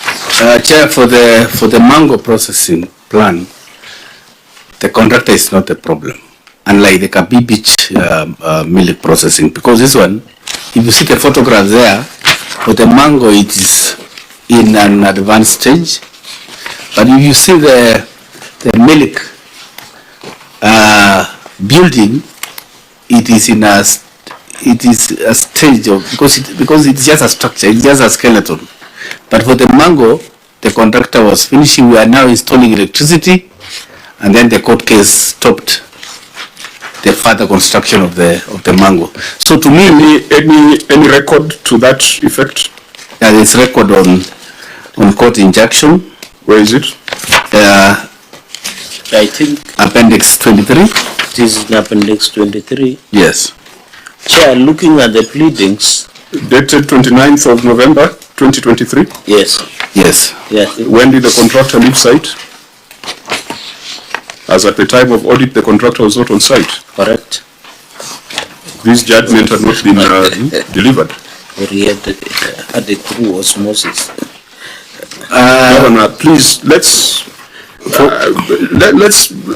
this committee deals with facts, and that's why I keep insisting you should have brought this and that. I can see this is dated 2023 November. The contractor left site as at the time of audit. So they seem to be unrelated. What we are trying to push you to do, which we should not be pushing you to do, because the people of West Pokot have given you a mandate. I don't know, Senator, whether the mandate was for the governor to fix some of the problems around economic inclusion and empowerment. The senator for Baringo has brought a motion to the House that we should declare cattle rustling to be a national disaster. And when people discuss cattle rustling, we tend to think about counties like West Pokot, Baringo, Turkana, etc. And some of us who support that motion, we believe that the solution to cattle rustling is through the provision of infrastructure, through the provision of services, and economic empowerment, plugging the communities into the formal economy. And I would have imagined that mango processing or milk processing would be part of that plugging into the formal economy, so that our people can change their lifestyles and change certain cultural practices. Because we don't think that it is a Pokot problem or a Turkana problem or a problem of certain tribes. It is a problem that arises because government has failed to provide basic infrastructure and services. So when we push you on these things, we are also being faithful to other resolutions of the Senate to end some backward cultural practices. This is the route to go. But you have got a very poor finishing power. Unaanza moto inakufa kabla ugali iive. You are not able to complete anything. Now that you're in office, we must push you to complete these projects. Senator for West Pokot, I don't know whether what we are saying resonates with your belief as a senator and the people of West Pokot, or did we elect the governor just to pay salaries? Thank you, Chair. I think we are in agreement with you, and the people of West Pokot are very anxious to see these things completed, especially this mango project.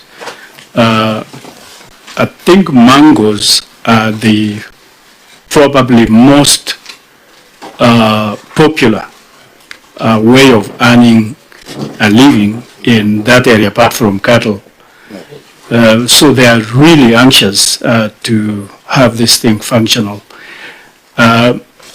While I may agree with the governor on probably the occupation, the illegal occupation or ownership, but I believe that because of the fact that the people in the general area of Lomut are anxious to have this project going on, I think, something like talking with that person, the person, the family, could probably be looking for a compensation so that they are compensated over the land.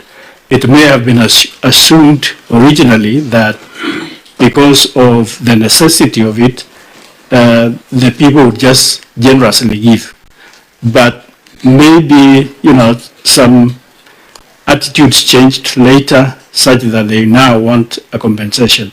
So I don't know if the governor has exhausted that possibility because there is even other lands where schools have been built that people are coming up with wanting compensation. So I don't know if that route has been exhausted so that the family is compensated, and then the project goes on. But otherwise, we are in agreement with that push of yours so that attention is paid to completing these things and make them useful to the people.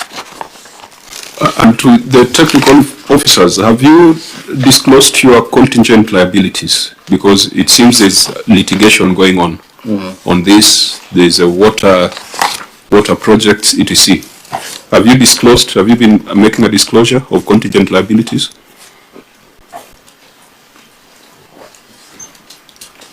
Thank you, Chair. We made it in the financial year 2022-2023. We disclosed it. In this financial year? Yeah.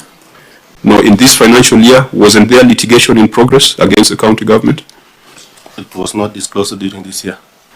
Yeah, but contingent liabilities captures issues like those, litigation in progress. In some cases, the contingent liabilities are bigger than the receipts of a county. So that must be captured. And Auditor General, I think you, now that you know that there are active cases in court, they're even saying they've lost one round. We must insist that those liabilities be disclosed. Noted, Chair. Senator Chair, maybe as a way forward, looking at the pleadings and the direction prayers of the court, apart of course from injunction of occupying the said land of contest, one of the prayers that the courts allow is that you compensate the plaintiff, because it looks like the plaintiff did not want to take back the land. They wanted proper compensation according to market value of you normally, when a government entity acquires a land, they pay market value, and the constitution allows that. So my question is very simple, and that is why we were insisting with Senator Onyonga through the chair that it is important in future we bring the county attorney so that they listen to some of these resolutions. My concern is, are you appealing this matter in court, or are you going to abide by the court ruling and compensate the said plaintiff so that you can move fast and complete this project in Lomut and allow the people of West Pokot to diversify in other economic activities? That is question one.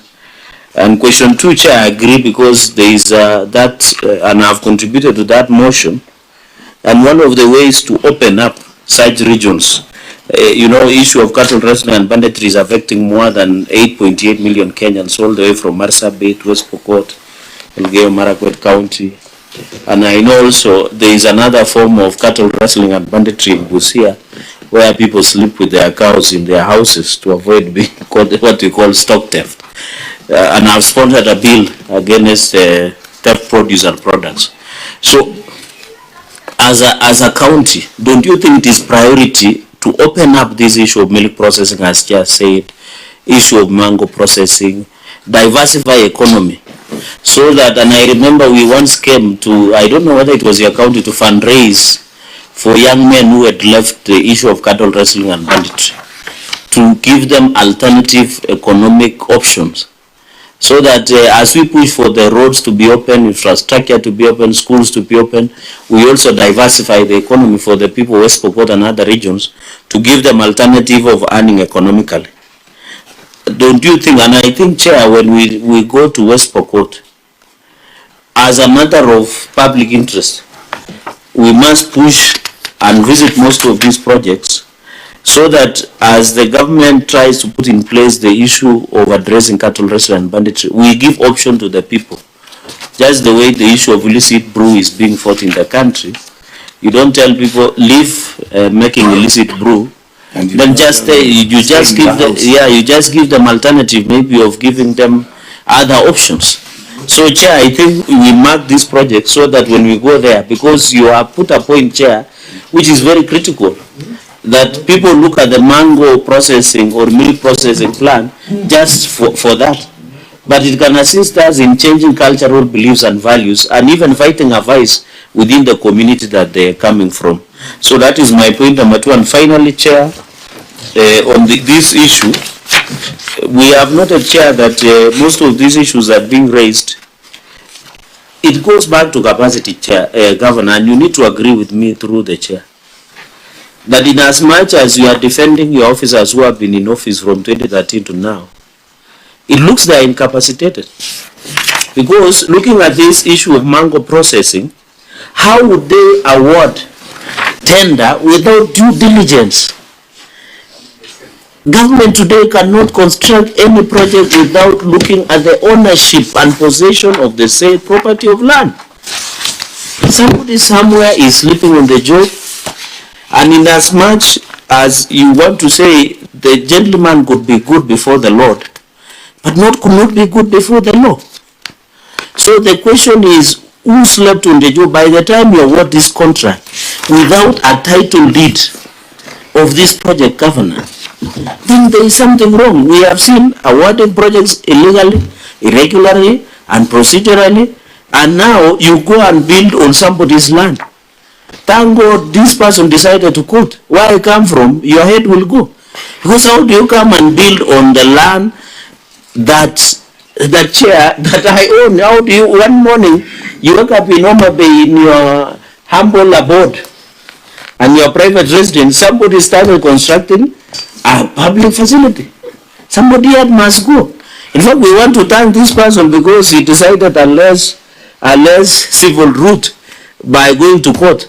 So, Governor, you must punish the people who awarded this tender irregularly and unprocedurally. And if they are still in office, kindly through the chair, you need to give direction that the governor should show us what he has done to punish people who awarded this tender unprocedurally and irregularly without doing due diligence by ensuring that the county government had the title deed towards this property. I submit, Chair. Those are my only three questions. Thank you, Senator. Because of time, I want us to mark the issue, the other issues that are coming up in this report. The SACCO maintenance software, the Director General says that has been resolved. The avocado seedlings for farmers, that's been resolved.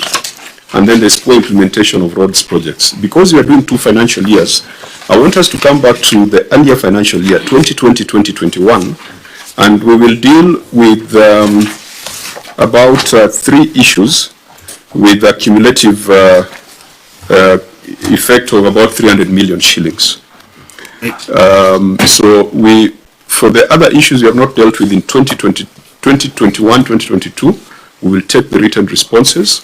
On issues of on-source revenue and automation, we will have a substantive meeting where we query the receiver of revenue statements. In the financial year 2020-2021, I want us to come back to that very briefly because in the next 20 minutes, we must adjourn because the House is sitting at 2:30. Maybe, Chair, the new rule on those 3 issues I raised. In your last submission. Yeah. I think you summarized what I've been trying to say in many words. Heads must roll. Heads must roll on those issues. It's not just a matter of excusing them. Governor, if you do not allow me to go to this report, then you'll have to travel back to Nairobi for us to consider this report. So do you want us to spend the time today on 2021, 2022? Or do you want us to look at cross-cutting issues in 2020, 2021? We are not tired. We will be here. If you want to come back tomorrow, we shall be here to do justice for the people of West Pokot. Yes. In fact, we do not have problems coming to West Pokot. I wanted, Chair, to assure, before we leave on that matter, that I'm on particular on these 2 projects. And the alternative, as Vice Chair said, after looking on this issue of court case, we shall go into negotiation with the owner, because it's a big project and a good project, so that we can see how we can negotiate for the 70 acres, so that we secure that project. So I wanted to assure the committee that we shall not leave that matter like that. And then on the issue of milk processing, we had initiated through the county attorney. I think we shall swing into action to see how we can finish the matter. But the level of all this, Chair, is that if processes had been followed, like acquiring of this land, we could not have these cases.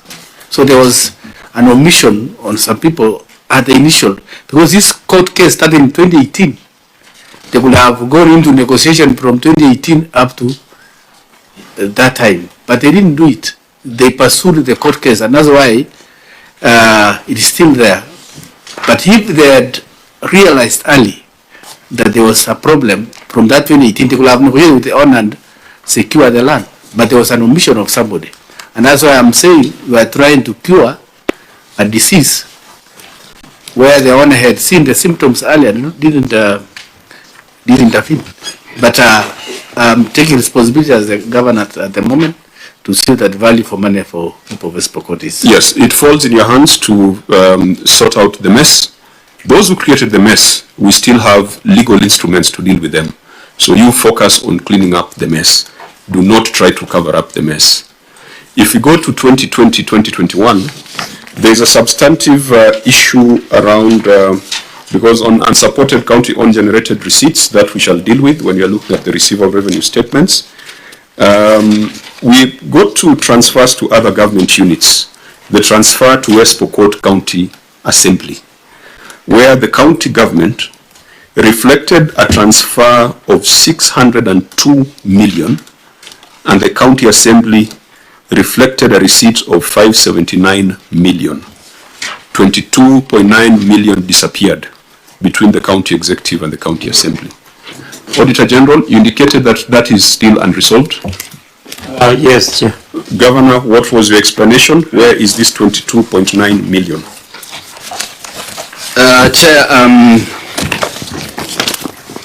the county assembly understated their exchequer receipts from the county revenue fund in their financial statement by 22 million, 967,343. The county executive had provided a schedule showing CRF transfers of 602,946,573 to county assembly and their corresponding receipt in both their recurrent and development accounts, and that is provided in Appendix 8. B, the amount transferred to county assembly of 193,272,760 and 30 cents in the month of July 2021 was due to late exchequer releases, and we received our last check of 425,059,500 on 2nd July as per the below table below. So that is just referred to the table. Auditor General, what do you make of that response? Thank you, Chair. The response is addressing the issue. However, the year had just closed. This is an issue for follow-up in our subsequent audit because it's an adjustment, Chair. No, Somali, you know what this is. We saw this in Migori. You saw it in Homa Bay. And some people in Homa Bay in jail. The county executive disbursed 602 million to the county assembly. The county assembly recorded 22 million less.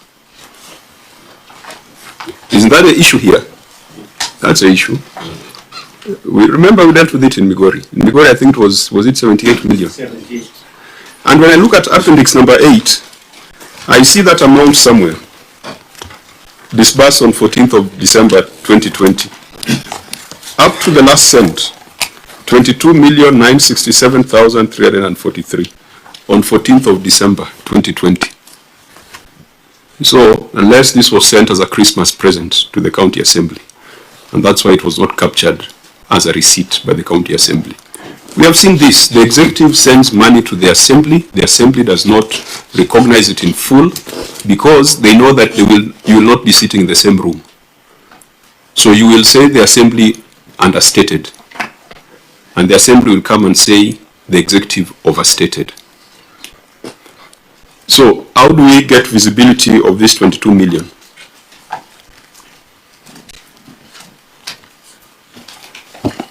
Can I? And this I have a gut feeling on how this works because I've seen it in other counties.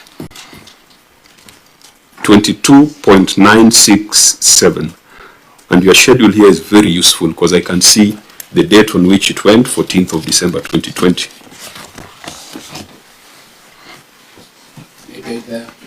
You allow I escalate it to my... Yes, proceed. Okay, thank you, Chair. I think from the County Assembly, they didn't recognize, but even at the back of that Annexure 8, there is a bank statement.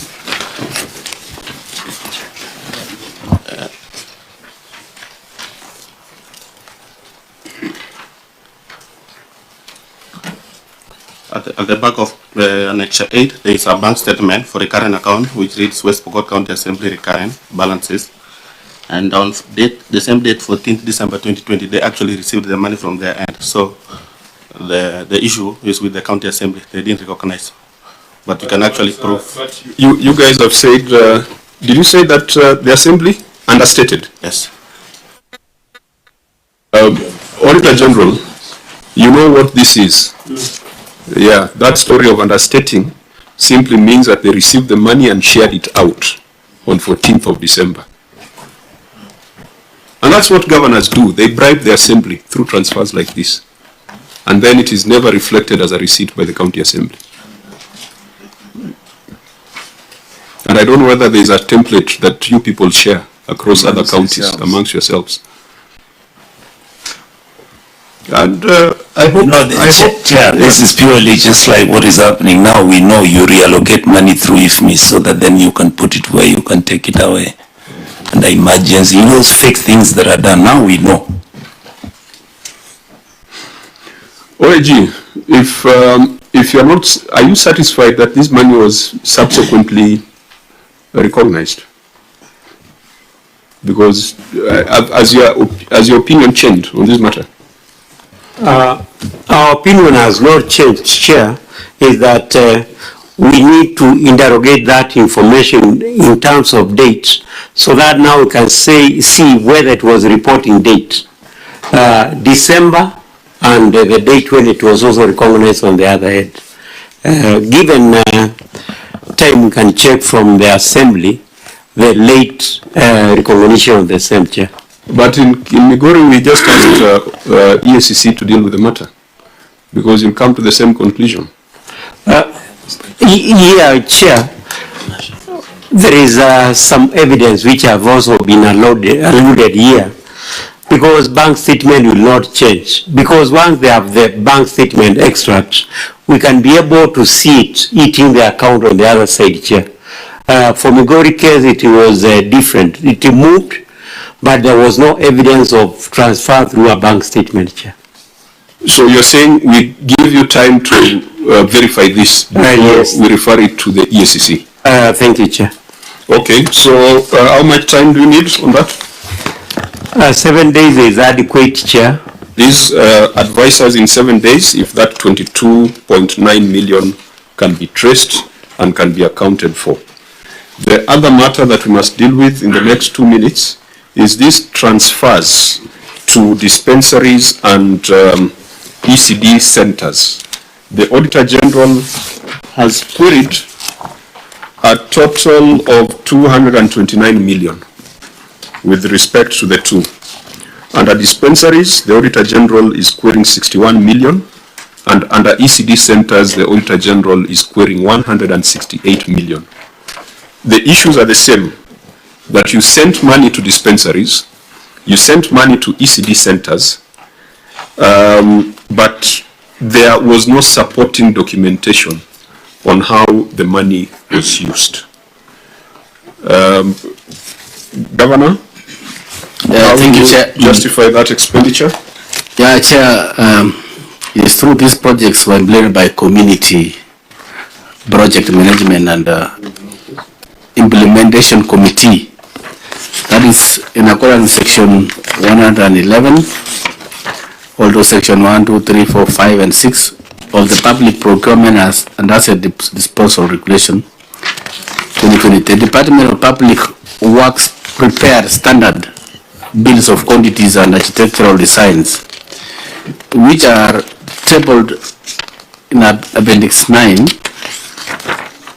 Addendum, no, Appendix 9. A sample file from Barra Dispensary and Second Ward containing project deliberations and documentation, architectural design, bill of quantities, engagement of a mason, procurement of materials, photos of the completed project and other expenditure returns are provided in the appendix. The works have been verified and confirmed to have been executed satisfactorily. Auditor General, what is your assessment of those appendices and the response? The appendix. Chair, our assessment of these appendices is that they are not adequate because they are taking transfers as actual expenditure, which is not the case. We need to get the actual expenditure as per the details required in the audit. Senator Nyonka? I know that some of this money could most probably come under the conditional grant, and there's normal policy whereby the donors will demand that the county government opens accounts pertaining to these health facilities. Did you access any of the transfers through banking accounts which they had, or it was just the money was being given in cash?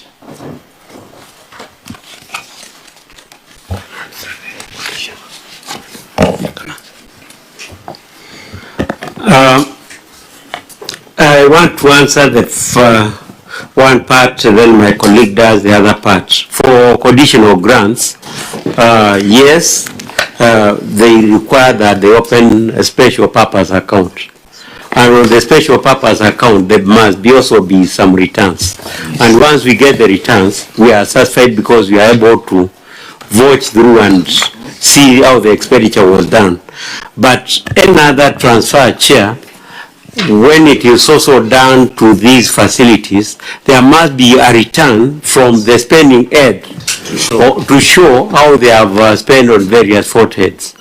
Thank you, Chair. So there's not, in this case, there's nothing like that? From this expenditure, in absence of returns, which must also be verified, you cannot take that expenditure cutting across as if you have just received, you have transferred it to the other head as an expenditure. Okay. Yeah, you know, this is, I think, standard procedure. Even if someone has been a teacher, a school head, when you get infrastructure funds from the ministry, you must make certain returns, isn't it?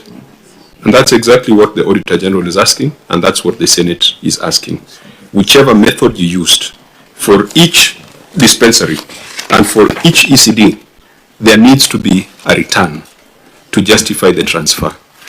I don't seem to see that in your appendices 9 and 8, because what you have cited is a sample. The Auditor General has selected the sample that did not conform.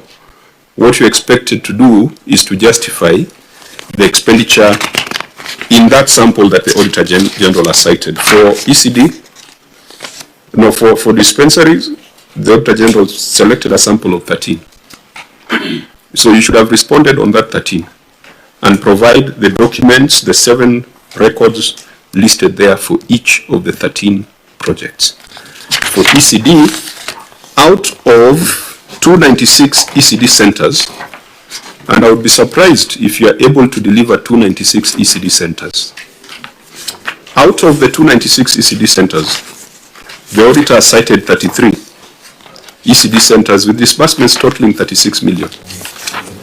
So do we have before us any accounting for that sample? The 33 ECD centers and the 13 dispensaries? Chair, what we have provided is all the labor-based projects made by the committees in the health facilities and also the ECDs. What we have is... For how many facilities? I think that for the sampled, which shows the expenditure and also the photos and how the committees. So we have done one addendum for the dispensaries and health facilities and also for the ECDs. For the health facilities, how many facilities have you accounted for? With the 7 documents, with the 7 records listed there? I don't know, the number is...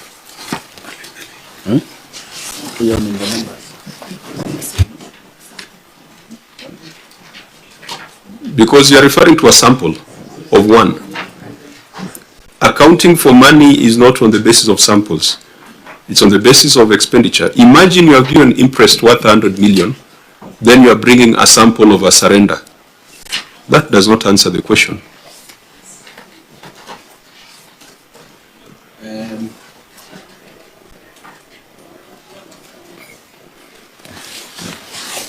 I think the documents for surrender is not there. What is there is a sample of the executed projects which showing payment vouchers and the photographs and the standard BQs that were prepared across all the dispensaries which had the same design and the BQs. So they were cutting across. If it was Mbara, it was which dispensary, the same design, the same BQs. So the committees, the different committees of the different institutions were given to implement those projects, which sometimes they are same chairs a bit cheaper, or they can use a little amount of money than when you give to a contractor. You see, in the absence of that, how do we tell that 296 ECD centers were constructed? That the 168 million for 296, was it 196? It was 168 million was made to construct 296 ECD centers. 61 million was transferred towards 51 health centers. Some of those health centers, we have just dealt with them.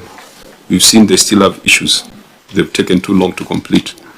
I think it will not be inaccurate for us to say that we are unable to confirm the propriety of the 229 million that was spent on health centers and ECD in the absence of returns. Now, going forward, if you're going to use this approach, you must have a manual that guides on returns. We have seen that with village polytechnics in other counties, and it's not a very difficult thing to do. If it's a standard BQ, let the person with the delegated authority submit that standard BQ. Let them have an inspection and acceptance, because that applies to each project. You cannot have a standard inspection and acceptance report. Supervision, evidence of procurement of building materials, even if you're using labor-based, proof of works, scope of works, BQs and certificates. These things are not difficult to get, Bwana Governor. They're not difficult to get. It's true. So put in place a framework that allows visibility on how those transfers are utilized. But as things stand, we cannot confirm that this 229 million was used well. And unless there is any other evidence you want to provide to the Office of the Auditor General, we might want to treat this as possibility of crime. Governor, do you have those returns somewhere? Or we just ask those people with capacity to come and check whether these facilities exist as per the payments that were made? Chair, we shall find, because it's also in my interest as the governor to see that these projects are there.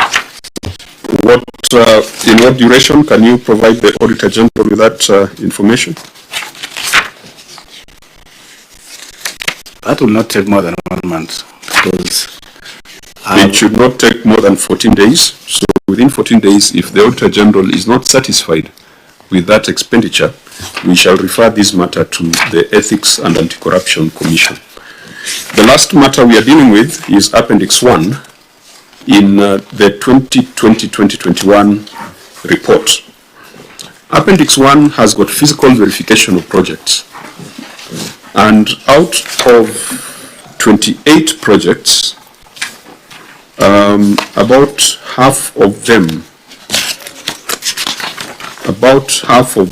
if not 1/3, were incomplete. So let's go together through Appendix 1. The first project there is construction of Orwa footbridge, indicated as complete. So the ones that are 100%, we shall not deal with them. We shall go to row number 7, construction of Kapkoris Makutano water supply. Is this one complete, Governor? Not, Chair. What is the problem? It's the same project we had dispensed before. This is the first one that we dealt with. Okay. Or is Makutano, 90%. So there we also said that there was lack of due diligence at project conception, so we'll apply the same recommendation. If we go to the third page, you have proposed completion of education office block, which was told. That is row number 18. Proposed completion of education office block. It is on. It is incomplete. It's complete, but a contractor is on site. But it is terminated. It is incomplete. Yes, it's incomplete. That is the keyword. Yeah. From which year? From 2017. Incomplete from 2017. Yes, but we have reactivated the same. The same contractor. Yeah. Completion of ECD College, Kapenguria staff houses. Same contractor? Yeah, the project is incomplete, 70%. Again, incomplete? Yes. Same contractor, 2 projects, incomplete. Tells you something about your vendor management. Are there issues relating to land disputes? There's no dispute. So, especially on this one of staff houses. What would be the reason for their stalling? Non-performance by contractor, non-payment by county? Yeah, I think just poor supervision? I think the contractor abandoned the site. It's part of the projects I'm saying they are left incomplete. What's interesting is that it's the same contractor. Okay, let's move to row number 20. Construction of toilets at County COVID-19 Isolation Center. Auditor General reports that this one was never complete, even after COVID.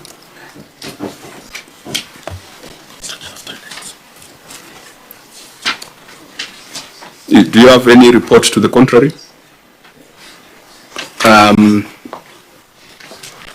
This one also, the contractor is not on site, abandoned site, abandoned the, but we still have the balance indicated there and the retention money. Just like the rest, these are some of the main projects I said.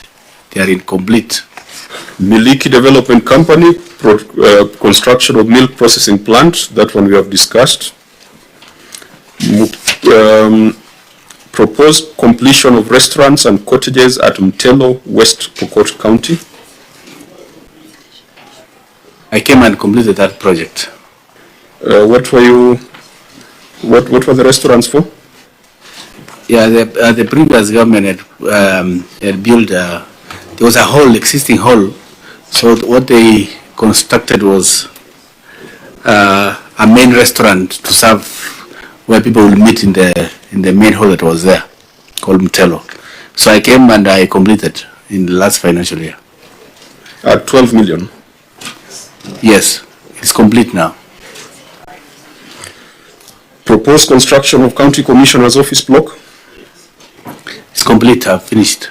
It was also incomplete, we are finished. Why are you building County Commissioner's offices? Chair, when we came in 2013, there was a block that was intended for the County Commissioner at that time. So the county government occupied that office. So with the intergovernmental technical relation committee at that time, through Professor Kareka Mutai at that time, it was resolved with the Senate at that time that the county government build an alternative office for the county commissioner because they had taken the one that was intended for the county commissioner. So we had to obey that.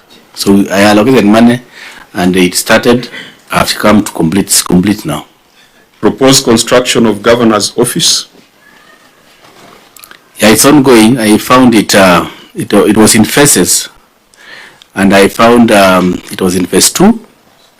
That phase 2 I completed. I didn't remove the money that was given by the previous government.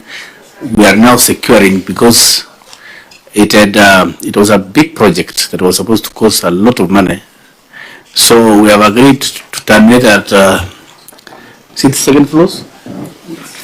Yeah, the 4th floor. It was to go to 6 floors.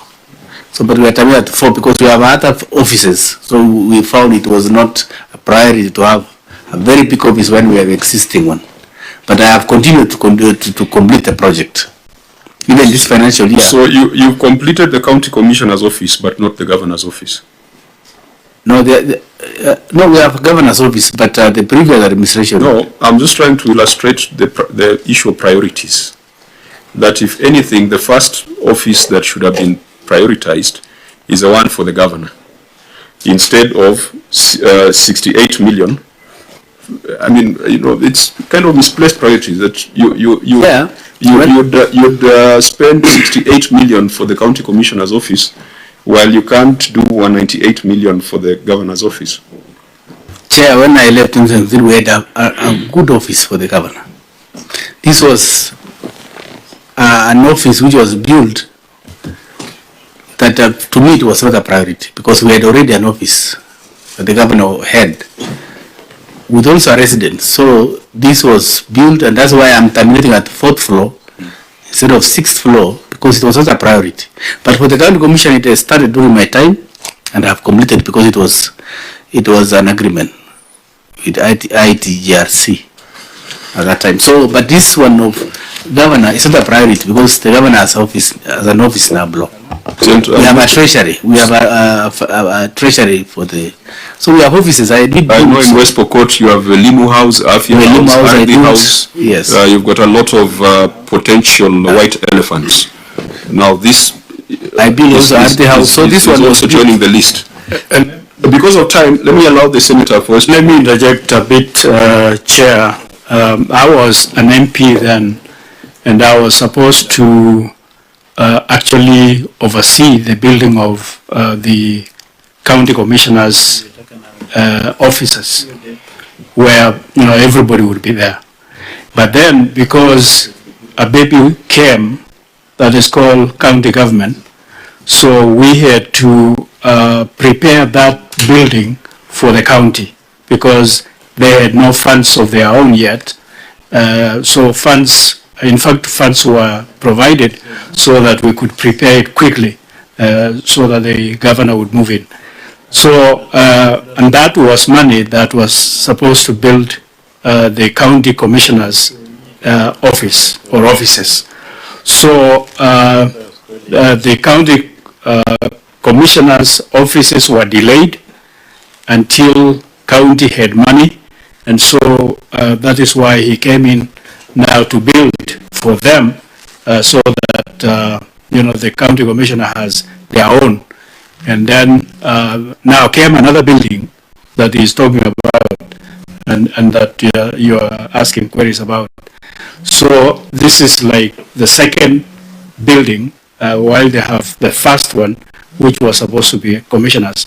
So and that is why he's saying there is